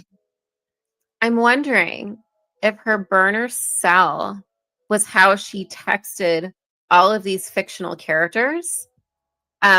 Because I believe this was a time before texting apps, where like now with texting apps, you can have like the texting app and your phone number, of course, on the same phone. And theoretically, you could have a conversation with yourself between the texting app and your number, right? But because this was 2008, it sounds like, and who knows, like maybe her mom just like wasn't interested in like seeing text before then, and between the two of them, and like, or maybe Casey didn't feel like she had to produce text. But that's just kind of what came to my mind when I thought of other uses that the burner phone could have been potentially used for. Yeah, it's kind of like her crime phone, like whatever crime she was trying to commit, whether it be stealing checks from her friends, stealing gas canisters from her parents' house, pretending to have boyfriends, and stuff like that. Like that was like her whole other personality of like this crazy criminal, was that phone. I know that now that I'm like remembering, because it's not something we added into this, because there's just so much, and it was like we kind of condensed it to kind of pull out like the key points. But I remember that there was text messages shared. So her mother and like Cindy and Casey would text each other. So, but still, it's not like as prominent as it is now, where everybody's just like, look at this text I got, and like all this other kind of stuff. So but yeah, like even if she did, like who knows, she could have she has two phones, right? So she could have used the one phone, send a text message to the other phone, and send text messages back from one phone to the other, as like, I'm this person and I'm that person. Like she could have even done that, or right now. I believe, I think I might have something cut off here. So is it on the 16th? Is it that same day that the cadaver dogs were alerted to the decomposition in Casey's car in the Anthony backyard? Yeah, because the next day then they get the forensic tests. So okay. Yeah. So the cadaver dogs were alerted to what was going on in Casey's car on July 17th, 2008. Forensic tests confirm that there was a decomposed body in Casey's trunk. Not only that, but a strand of hair was found in the trunk that matched with Kaylee's off of her hairbrush. Again, smoking gun. It went nowhere. There was also a Dr. Arpad Voss, a forensic anthropologist, that took samples of the fibers of the carpet in the trunk, and it showed extreme levels of chloroform. So what we were talking about earlier, what the cellmate alluded to, right? Again, another smoking gun, more than he ever saw come up. And he mentioned that this was in 20 years in doing tests like these. He was very alarmed by this. Yep. Yep. So at the bond hearing, because there's levels to, when you get incarcerated, they do a hearing to see if you should be released for bond and all that other kind of stuff. Casey's declared a person of interest.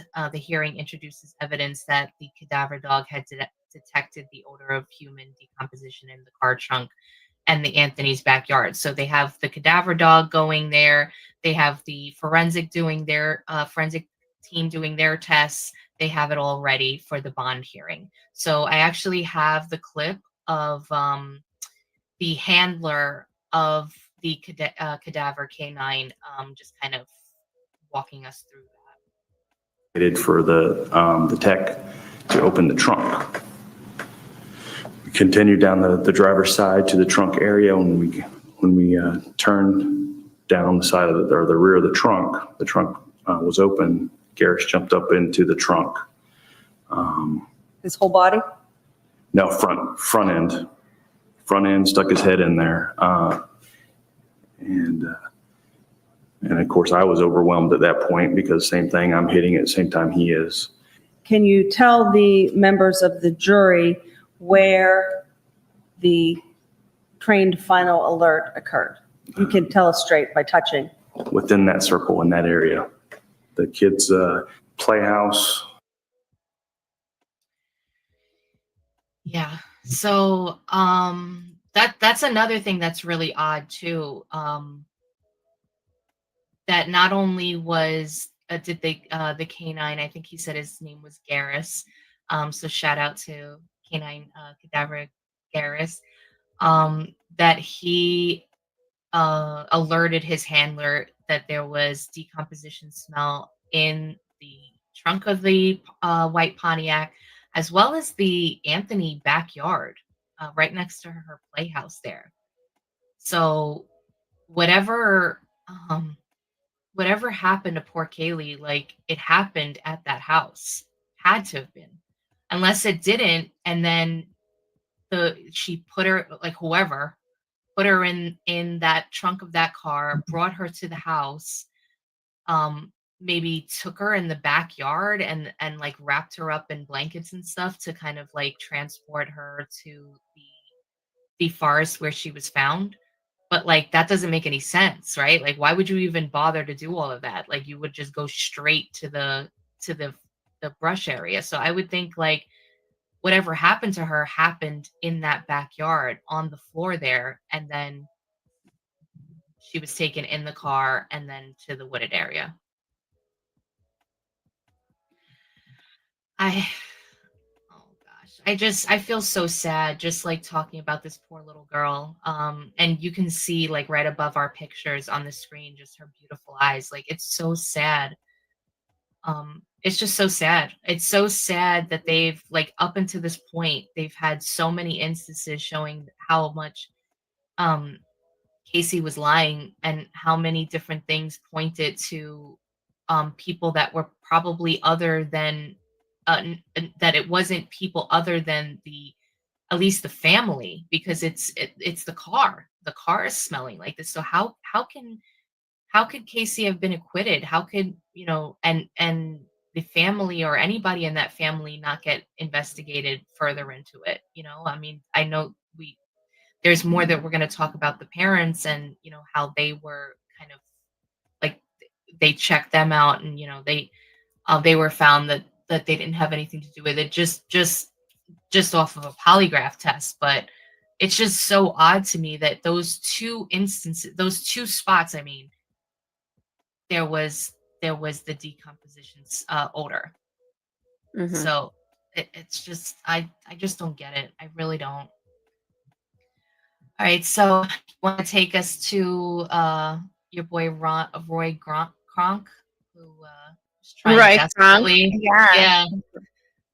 absolutely. So August 11th, 2008, Roy Kronk, a meter reader, calls the Orange County Sheriff's Office. So it's also known as OSCO, reporting a suspicious gray bag in a wooden area off of Suburban Drive. And a deputy responds, but does not thoroughly investigate. Now, Roy Kronk, for a second time, calls OCSO again, reporting the same gray bag in the woods. Deputy Elizabeth Collins responds, but does not enter the wooden area. A third time, August 13th, Kronk calls and meets with Deputy Richard Kane, who briefly searches the area, does not find anything.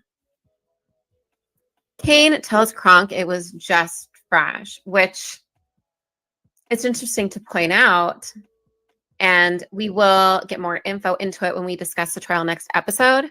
But Casey Anthony's defense argued that Roy Kronk might have been a person of interest in the death or disregarded remains of Kaylee. Yeah, just further derailing everything. And you know, we'll also get into it when we talk about Dr. G, the medical examiner, of kind of like the unfortunate, you know, the scene of where Kaylee was found. If you think about, you're in a wooded area, there's going to be animals, different things like that. So it's something that you would have to look into, and it's so weird that we have this case going on, right? Casey's been incarcerated for what, about a month now? A little under a month. Mm-hmm. This is like the case of that era. Like everybody knows about it. Everybody's talking about it. You're going to tell me you work as a police officer, as a deputy at, you know, all of these people. You hear that there's a gray bag in the woods, and that some, you know, there might be something to it. You don't think, especially where it's located, because it's not far from the Anthony home. It's very, very close. Like you could walk there. So you guys don't say like, okay, let's go check this out real quick. Like I like really look at it, like look and dig and look. But yeah, so I'm just gonna show real quick this screen. It's basically that last deputy, Deputy Richard Kane.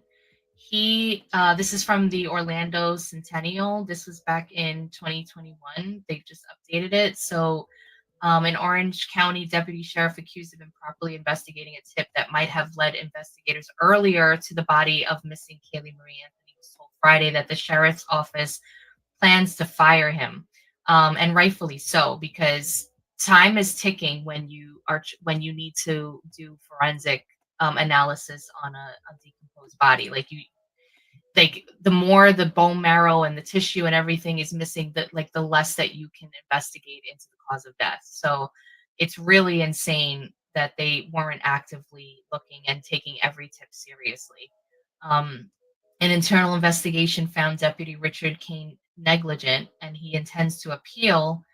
Roy Kronk, that was the meter reader guy, an Orange County meter reader, he found Kaylee's remains later on, and we'll talk about that. Told investigators that he had called the tip in several times months before the discovery, but the deputy who responded, Kane, was rude to him. So this is what he's saying. Like, not only was he did he just kind of like, you know, not follow through, but he was dismissive, rude, you know, kind of like disregarded. Kane did not immediately tell investigators he checked out Kronk's tip in August. Deputies, so that's another thing. So he tried to hide it, the fact that he was negligent in that. Deputies found out about Kane's role only after Kronk alerted authorities. Kane was transferred in January to the supply division, where he will continue to work until the appeal is resolved. So they were held accountable. Well, at least Deputy Kane was. I know you said earlier that all of them should have been held accountable. I think so. I think so. Yeah, I agree. That's just insane. I think I've said insane like 20 times already since the start of the show. I mean, it is. Yeah. It is.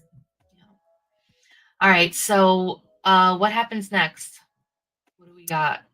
Yeah. So August 20th,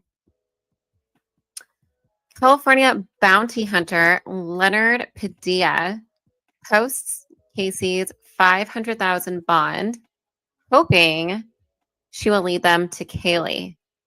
But it only lasted a few days. On August 30th, the bond is rescinded after Casey's arrest for allegedly stealing and cashing checks from a friend. There were claims that Casey stole hundreds of dollars by cashing checks from her friend, Amy Wenzenga, and due to the angry crowds demonstrating outside the Anthony's home, there was just a lot of backlash. The bounty hunter, Leonard Padilla, no longer wanted to be involved. Now, September 2008, so very next month, computer searches reveal Casey looked up chloroform. Surprise, surprise. This is like the third or fourth time there's a connection to her now. And neck breaking, excuse me. Excuse the fuck me. This is, yeah. I mean, this was like, she claims like this is the family computer, so anybody could have did these searches. Right. The police investigate Casey's internet searches, including searches for chloroform, neck breaking, and household weapons. Now, we skip to October 14th, and a grand jury indicts Casey on charges of first-degree murder, aggravated child abuse, aggravated manslaughter, and providing false information to law enforcement. Her father, George Anthony, testified before the grand jury that indicted Casey. She was denied bond to be released before the trial. And do you have an article for that? I do. Here you go. Okay. Yeah. Poor Casey. She's crying about it. This is Ocala Star Banner. Casey Anthony is denied her bond, and that's October 15, 2008. Yeah, Crocodile tears. The mother of the missing 3-year-old Florida girl went before a judge Wednesday to hear, and that was Wednesday, of course, of 2008 in October, to hear charges she killed her daughter a day after she was indicted following 4 months of searches that yielded no sign of the child. It would have if those deputies, did their job. Casey Anthony, 22 at the time, went before Judge John Jordan, who read the charges against her and denied bond. The judge was probably like, yeah, no, you ain't going nowhere. Dressed in a blue jail jumpsuit, Anthony made no comment during the 90-second hearing, just disassociated. Her attorney, Jose Baez, declined comment afterwards. She will be arraigned in about 30 days, so that would be in November. Anthony was arrested after a grand jury indicted her on charges of first-degree murder, and this is kind of like what you already said, actually. But yeah, so she's denied bond. Okay, so that means she stays incarcerated. Going further, and the trial doesn't happen until 2011. So I'm sure, like throughout this time period, there's going to be requests from the attorney to maybe try again with the bond and stuff like that. But they can appeal and whatnot. But yeah, at this point, she's staying in. All right, so So what happens next? We're now at October 24th. Yeah. Yeah. So forensic reports from an examination of Casey's car are released, noting that a hair strand discovered in the trunk is microscopically similar to those found on Kaylee's brush. Again, this showed characteristics of apparent decomposition. And additionally, a hair sample from the trunk is found to contain chemical compounds consistent with human decomposition. So if this was the case, and the smoking gun, again, why didn't it go anywhere? Right. So when we go into detail in regards to this trial, we will definitely look into this further. Absolutely. Yeah, because the trial, that's going to be a whole other ball of wax. That one is huge. And that's why we had to make it a whole another episode, because there's just way too much. We cut out a lot already. Yeah. But the stuff that we left in is stuff that's you have to hear it to get the full picture. You know, the full reason why social media is in an uproar about her return. The full reason why this still haunts us. Right.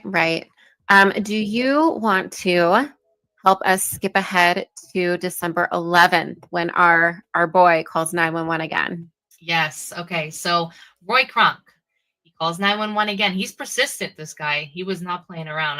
We got to give him a shout out, because that's, again, so he this time though, he's found something. He did the work and he found something. So he notices a small skull in the wooded area off of Suburban Drive, in that same spot that deputies couldn't find anything. They didn't find anything. They didn't look. He looked. He found.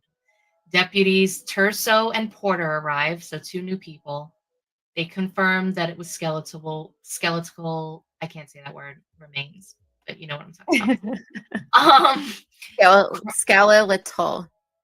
Yeah, that's a hard word. I'm not skeletal. I think that's the word. Sorry, you guys. I can't listen. New York accent, California, Southern California accent. Like, we're trying our best. Okay. I think the public education. Wow. Wow. I think at this point, education system failed us. Yeah, and so. I might have just proved that. We're educated. I don't know. Yeah. So the crime scene was established at this point, right? Because they found the remains. Forensic team recovers the skull, which it has duct tape attached to the mandible, which is the lower jawbone. Trash bags, laundry bag, and a child's blanket. And it's a pretty long video. We'll pause it here and there, because it is long. It's about 13 minutes long, but I was looking at it earlier. We were both looking at it, and you can't really cut out anything. You have to hear everything that Dr. Jan Garavaglia says. She's the medical examiner that was tasked with going through everything. So, here you go. On December 11th, 2008, 2 months after Casey Anthony is charged with murder, a meter reader from the city of Orlando named Roy Kronk takes a break and walks into an overgrown field some 20 feet off the road in a residential area where something catches his eye. And then he must have noticed, this probably is a skull. He notifies his boss, who immediately calls 911.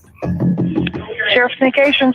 Yes, this is Orange County Utilities Emergency Dispatch. We found a human skull. Oh my gosh. Lead Detective Yuri Melish in turn calls Steve Hansen, Dr. G's chief investigator.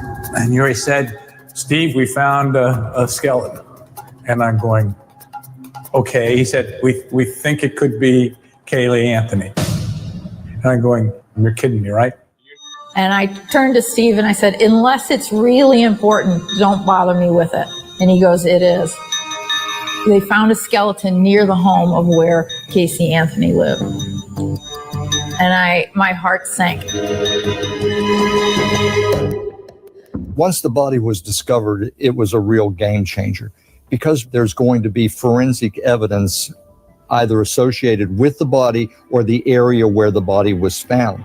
All they found is a skull of a small child they believe is a little girl, Kaylee Anthony, who's been missing since June. We knew at this point the eyes of at least Orlando were on us. We didn't realize that the eyes of the country, even the world, were on us. When I drove up to the scene, it was a zoo. There are media trucks, there are crowds of people, there are police cars. Hansen meets Detective Mellish at the scene, who leads him to a densely wooded, swampy area. Scattered among the leaves are some small bones, the skull, 2 garbage bags, and a laundry bag. There are also remnants of a toddler-sized t-shirt and shorts, along with a baby blanket. It clearly had the pattern of Winnie the Pooh with Piglet on its back. This is clearly a baby blanket. It just makes it a little sadder.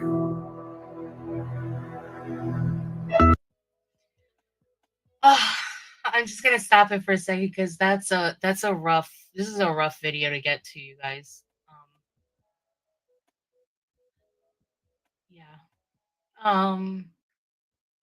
Thank God for Mr. Kronk for his persistence, because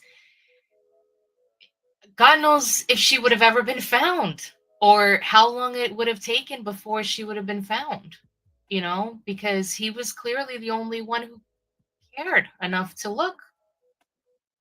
Right. And I know that there were some theories going around that he was possibly involved.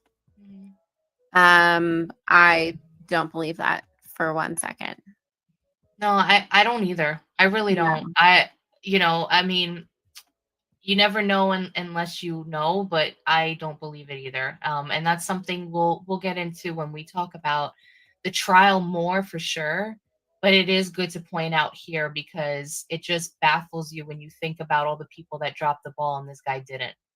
This guy was like, listen, if this guy was guilty of any involvement in anything that happened to Kaylee, why would he continue over and over and over again, which would put him in the spotlight? That doesn't make any sense. And I really cannot wait to hear Jose Baez or any of the defense team there argue that he had anything to do with this. I really cannot wait because I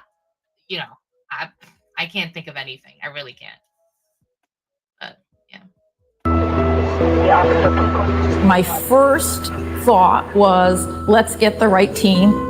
Dr. G immediately calls John Schultz, a forensic anthropologist from the University of Central Florida and an expert in the recovery and identification of skeletal remains. I am often called whenever there is a skeletal dispersal to work with the law enforcement agency that's involved. Dr. G also calls in Dr. Michael Warren, a University of Florida professor and forensic anthropologist who specializes in analyzing children's skeletons. Everyone has a specific research interest, and I've had some experience with juveniles.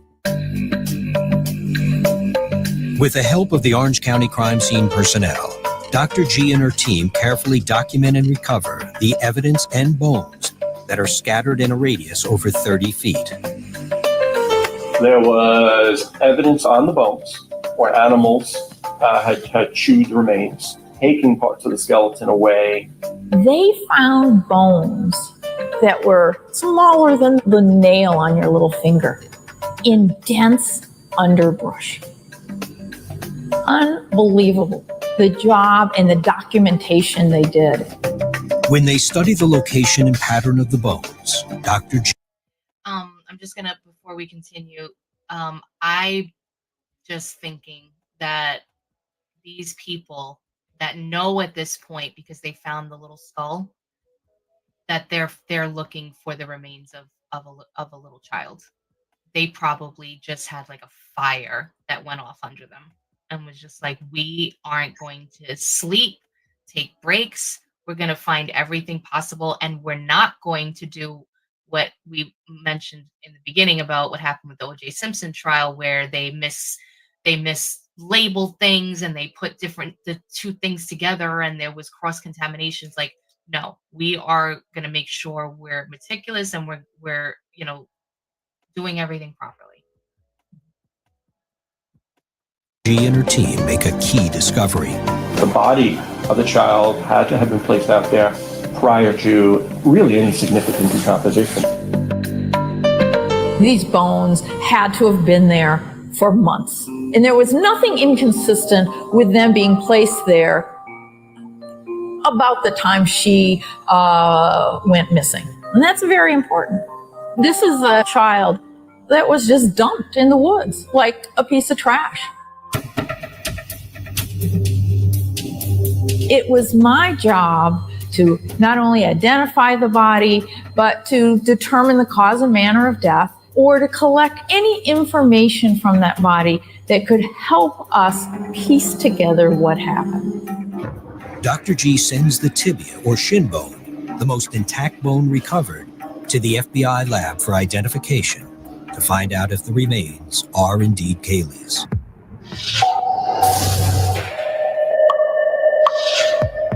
In the District 9 morgue in Orlando, Florida, Chief Medical Examiner Dr. G turns to the evidence photos of the skeleton believed to be the missing 2-year-old, Kaylee Anthony.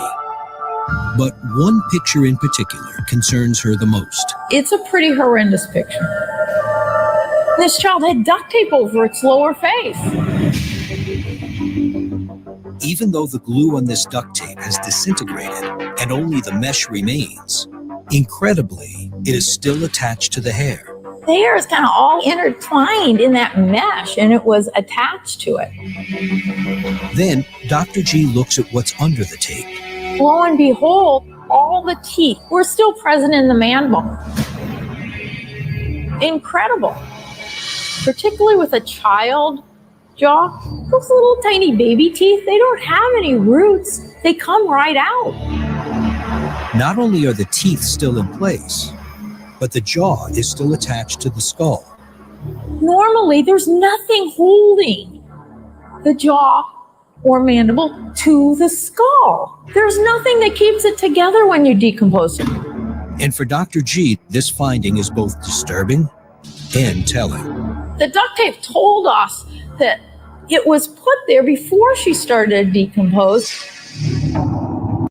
See, and I'm going to stop it there again. This is something else we'll get into during the trial, is that Jose Baez argued that a lot of, and he brought in his own person that tried to discredit Dr. G's findings, but, basically saying that a lot of her arguments weren't rooted in science. That she didn't have 100% proof that this is what this was, because, what she was just saying about that the duct tape happened prior to her decomposing, so it was prior to her dying that the duct tape was put on. That's what told her. That's the story that it told her. But I mean, that's what makes right. The most sense, because the only thing preserving those roots and preserving her teeth and her gums would be if she was duct taped beforehand. Because if the duct tape was put on after the fact, the rate at which the teeth would decompose or not be intact would take as long as the other bones, I would assume. Yeah, and because because she's saying, like, what they're saying is, like, she's definitely been there for months because of, like, the the way everything looks and the can't think of the word, but just the status of the bones and everything like that. But yeah, you can just tell, like I looked it up earlier. I was like kind of reluctant to look it up because I'm like, God, I don't want to like my search engine to have this kind of thing. But like I looked it up just to kind of see how long it takes for a body to decompose, and it can change depending on numerous factors. One of those being an extreme warm climate, it can accelerate the rate of decomposition. So you're thinking they're in hot and humid Florida, so it's very possible that if she was like if she died like a while back and then they decided to kind of like just put the duct tape on it for whatever reason to kind of make it look like it was a kidnapping or something like that, it couldn't have happened after the fact. It had to have happened beforehand. And I agree with Dr. G. I think that just doesn't make, I'm not enough of a scientist to really say anything otherwise, but like, it just makes total sense. We just play one on TV, just like a psychologist, Right. just like a legal advocate. Just like Casey Anthony's just like Casey Anthony. No, we're more credible than Casey Anthony. We need to give ourselves a little bit more credit here. Yeah, absolutely. All right, let's see what else Dr. G's got to say. The question is, was it over her nose? Was it over her mouth? It was certainly in that area. Could I have gone out on the limb and say she suffocated with that tape? I can't say for certain, but that duct tape was put there for a reason.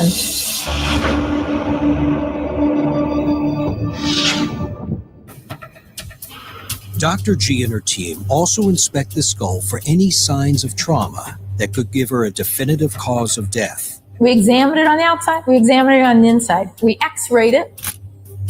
There was no reason to open it, but we were able to look inside that skull with a light, with a mirror. We do a very thorough examination. That child had no traumatic injury to the skull. Dr. G and her team turned their attention from the skull to the rest of the body.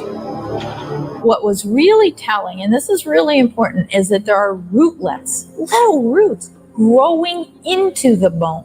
When the roots are growing into a bone, the bone has to be totally decomposed first. Roots don't grow into rotting flesh. Roots also don't go into moving objects. This finding reinforces what Dr. G and her team found at the scene where the remains were recovered. Namely, that the body had been lying there for a long time. About the same time, Kaylee went missing. Those bones were there for months. She was dumped at the very early stages of her decomposing. Those are things we know by the science. Next, the doctors take a closer look at each bone individually, searching for clues about how this child died. We're looking at the bones under the dissecting microscope, and that was mostly the work of Dr. Warren and Dr. Schultz. They're looking for any kind of subtle fractures, old or new, blows to the chest area, would maybe cause some hairline fractures, or a knife that maybe nicked the rib, anything that might help us indicate trauma. Hit by a car, rolled over, anything. But their detailed exam yields no definitive cause of death. There was just absolutely no signs of traumatic injury to that child. If we didn't find anything, it didn't really mean that it didn't happen. Still searching for a cause of death, Dr. G has one last place to look. Toxicology at least needed to be attempted, and it wasn't going to be conventional toxicology. Conventional toxicology is we take blood or tissue samples and analyze it. These were dry bones, and when I mean dry bones, there is no soft tissue on those bones, and there's no marrow inside those cavities. It's dry as a bone. Yeah, and the reason why she's so passionate about this, another thing that we're going to go through in the trial is what I mentioned earlier, is that Jose Baez brought in his own, medical individual to rebut her testimony and her findings. So that's why they were basically kind of like defensive a little bit, like saying like we did a thorough investigation. There was no reason why we opened up the skull or anything. Clearly, it was so decomposed that you could see right through everything. There was no reason to do that. But they poked and prodded at everything that the prosecution was bringing in, and that's why and then all they had to do, like you mentioned earlier, was create reasonable doubt. That's all they had to do. The burden of proof was on the prosecution. We knew it was a long shot to find any kind of drugs in the bone.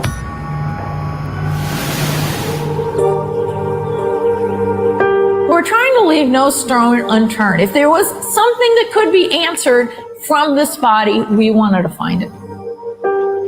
I called Dr. Goldberger up at the University of Florida, who is a prominent toxicologist, and asked if he could help. We looked for illicit drugs, prescription drugs, over-the-counter drugs, a whole wide range, hundreds of different types of drugs. We wanted to check for chloroform because we clearly knew from both the media at this point and from the police that there was some connection with chloroform. If chloroform was given to Kaylee, it would have knocked her out. Traces of chloroform can linger in the air for over a month in confined spaces, like the trunk of a car. But it's a very different story in a body or skeleton. Chloroform doesn't have a half-life even of a few days. So when the results come back from the lab, as Dr. G anticipated, there's no evidence of any drugs. In the end, we found no chloroform, no evidence of intoxicants at all in any of the samples that we evaluated. Could someone have given a drug or a substance to Kaylee and have killed her? The answer is yes.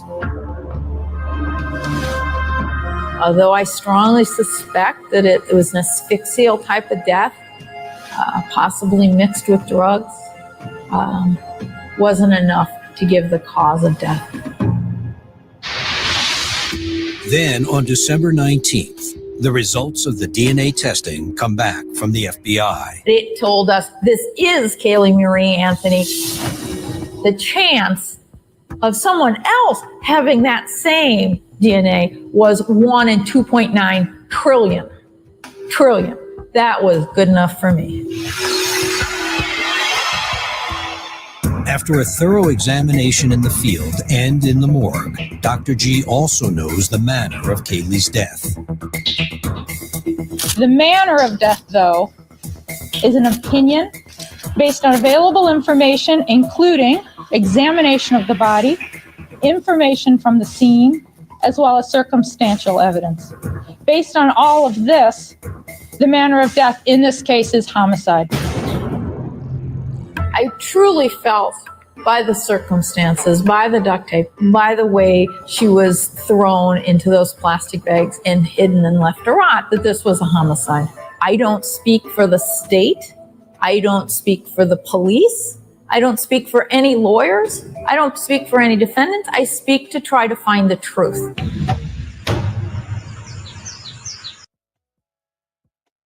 Oh, so yeah, that's it's a lot right there, and that just kind of brings us to December 19th, 2008, at the end of that video where she says, where Dr. G says DNA testing confirmed that the remains belong to Kaylee.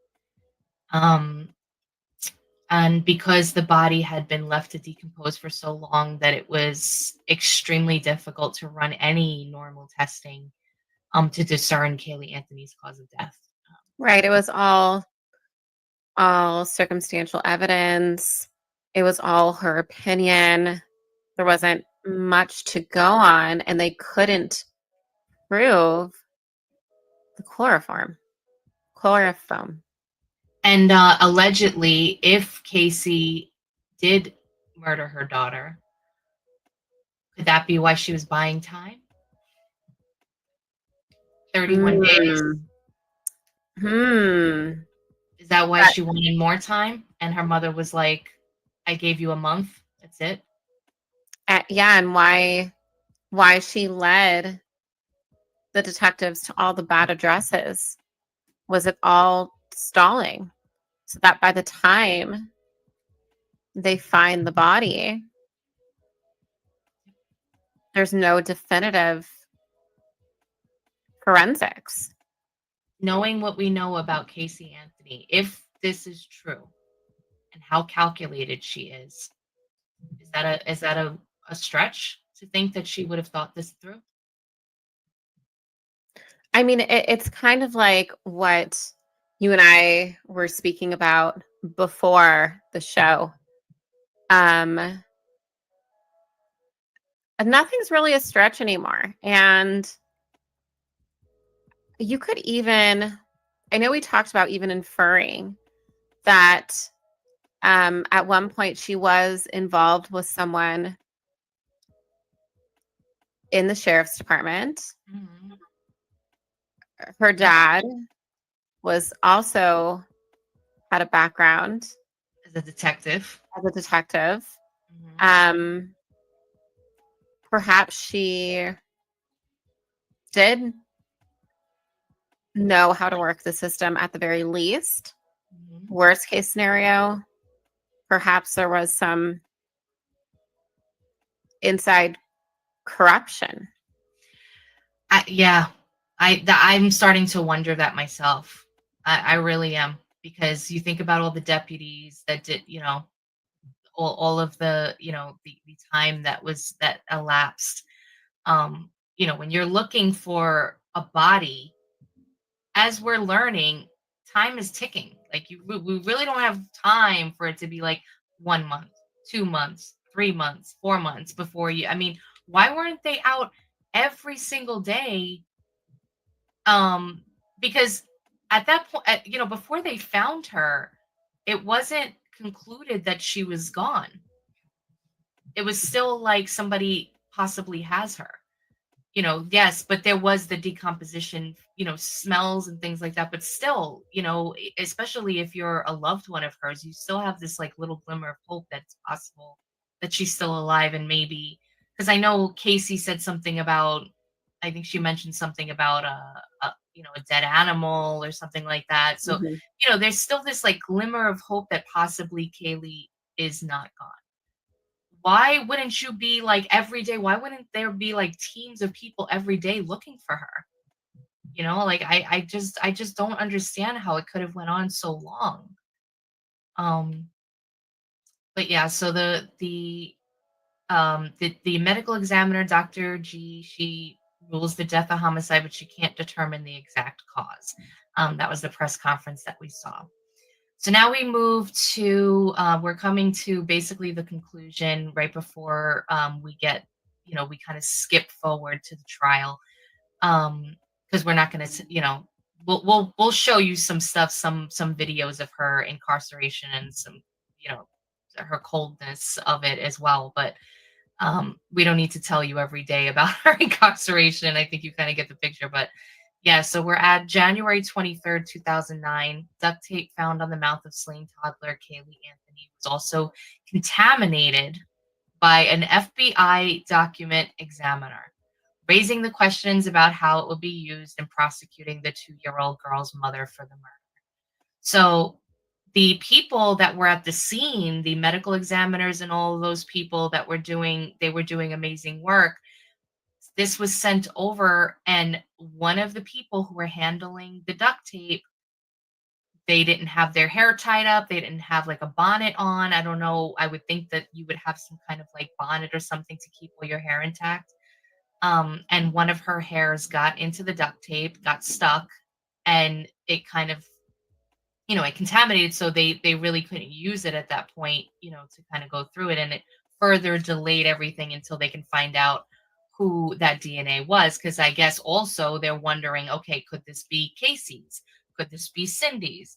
Could this be, some other person that we can find in the database? Maybe this is somebody that actually hurt Kaylee, and lo and behold, it's probably a former FBI document examiner. I doubt she kept her job, or he, I don't know.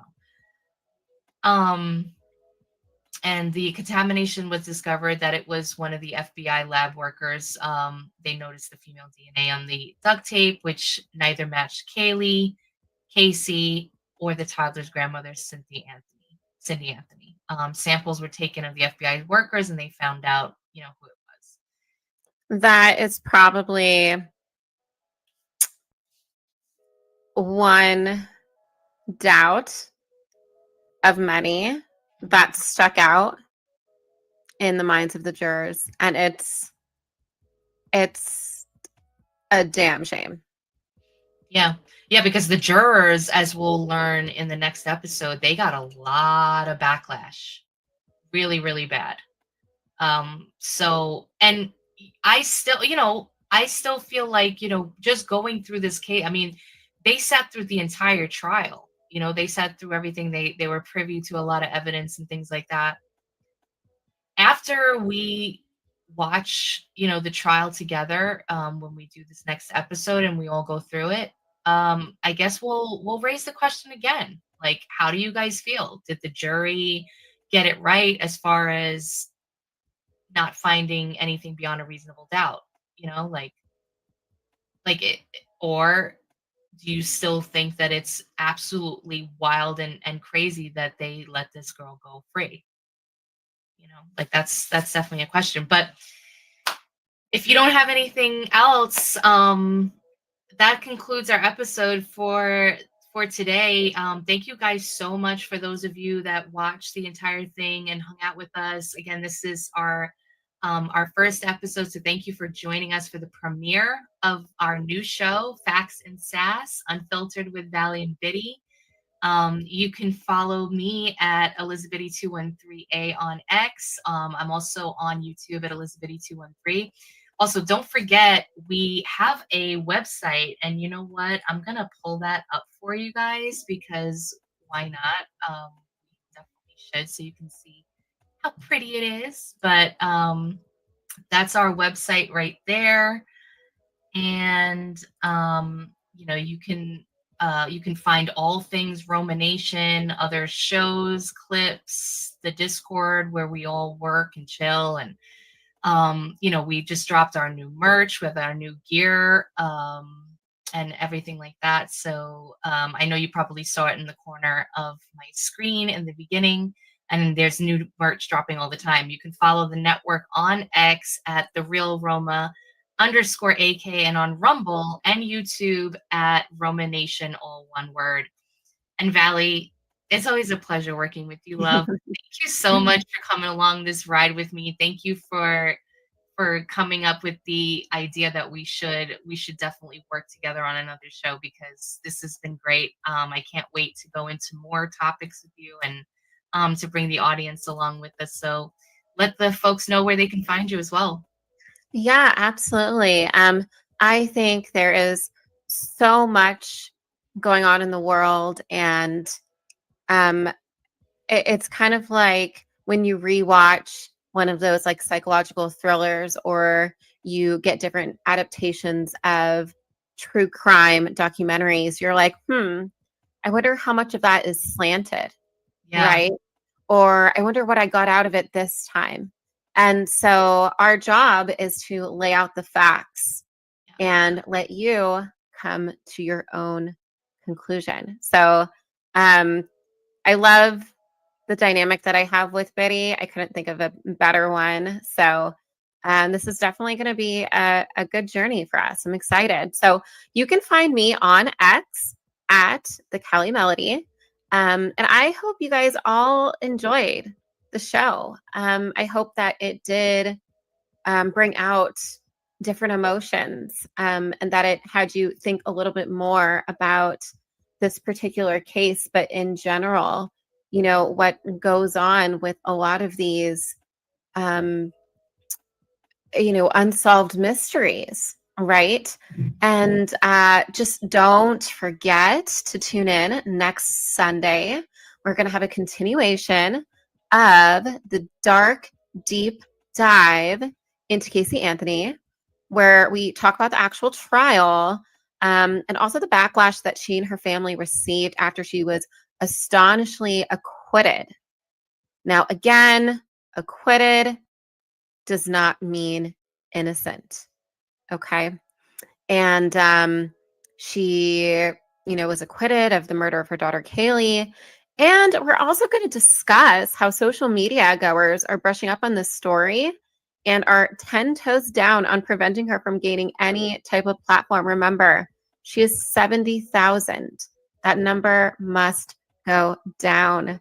Yeah. So, again, happy Sunday, and I hope you all have a great night.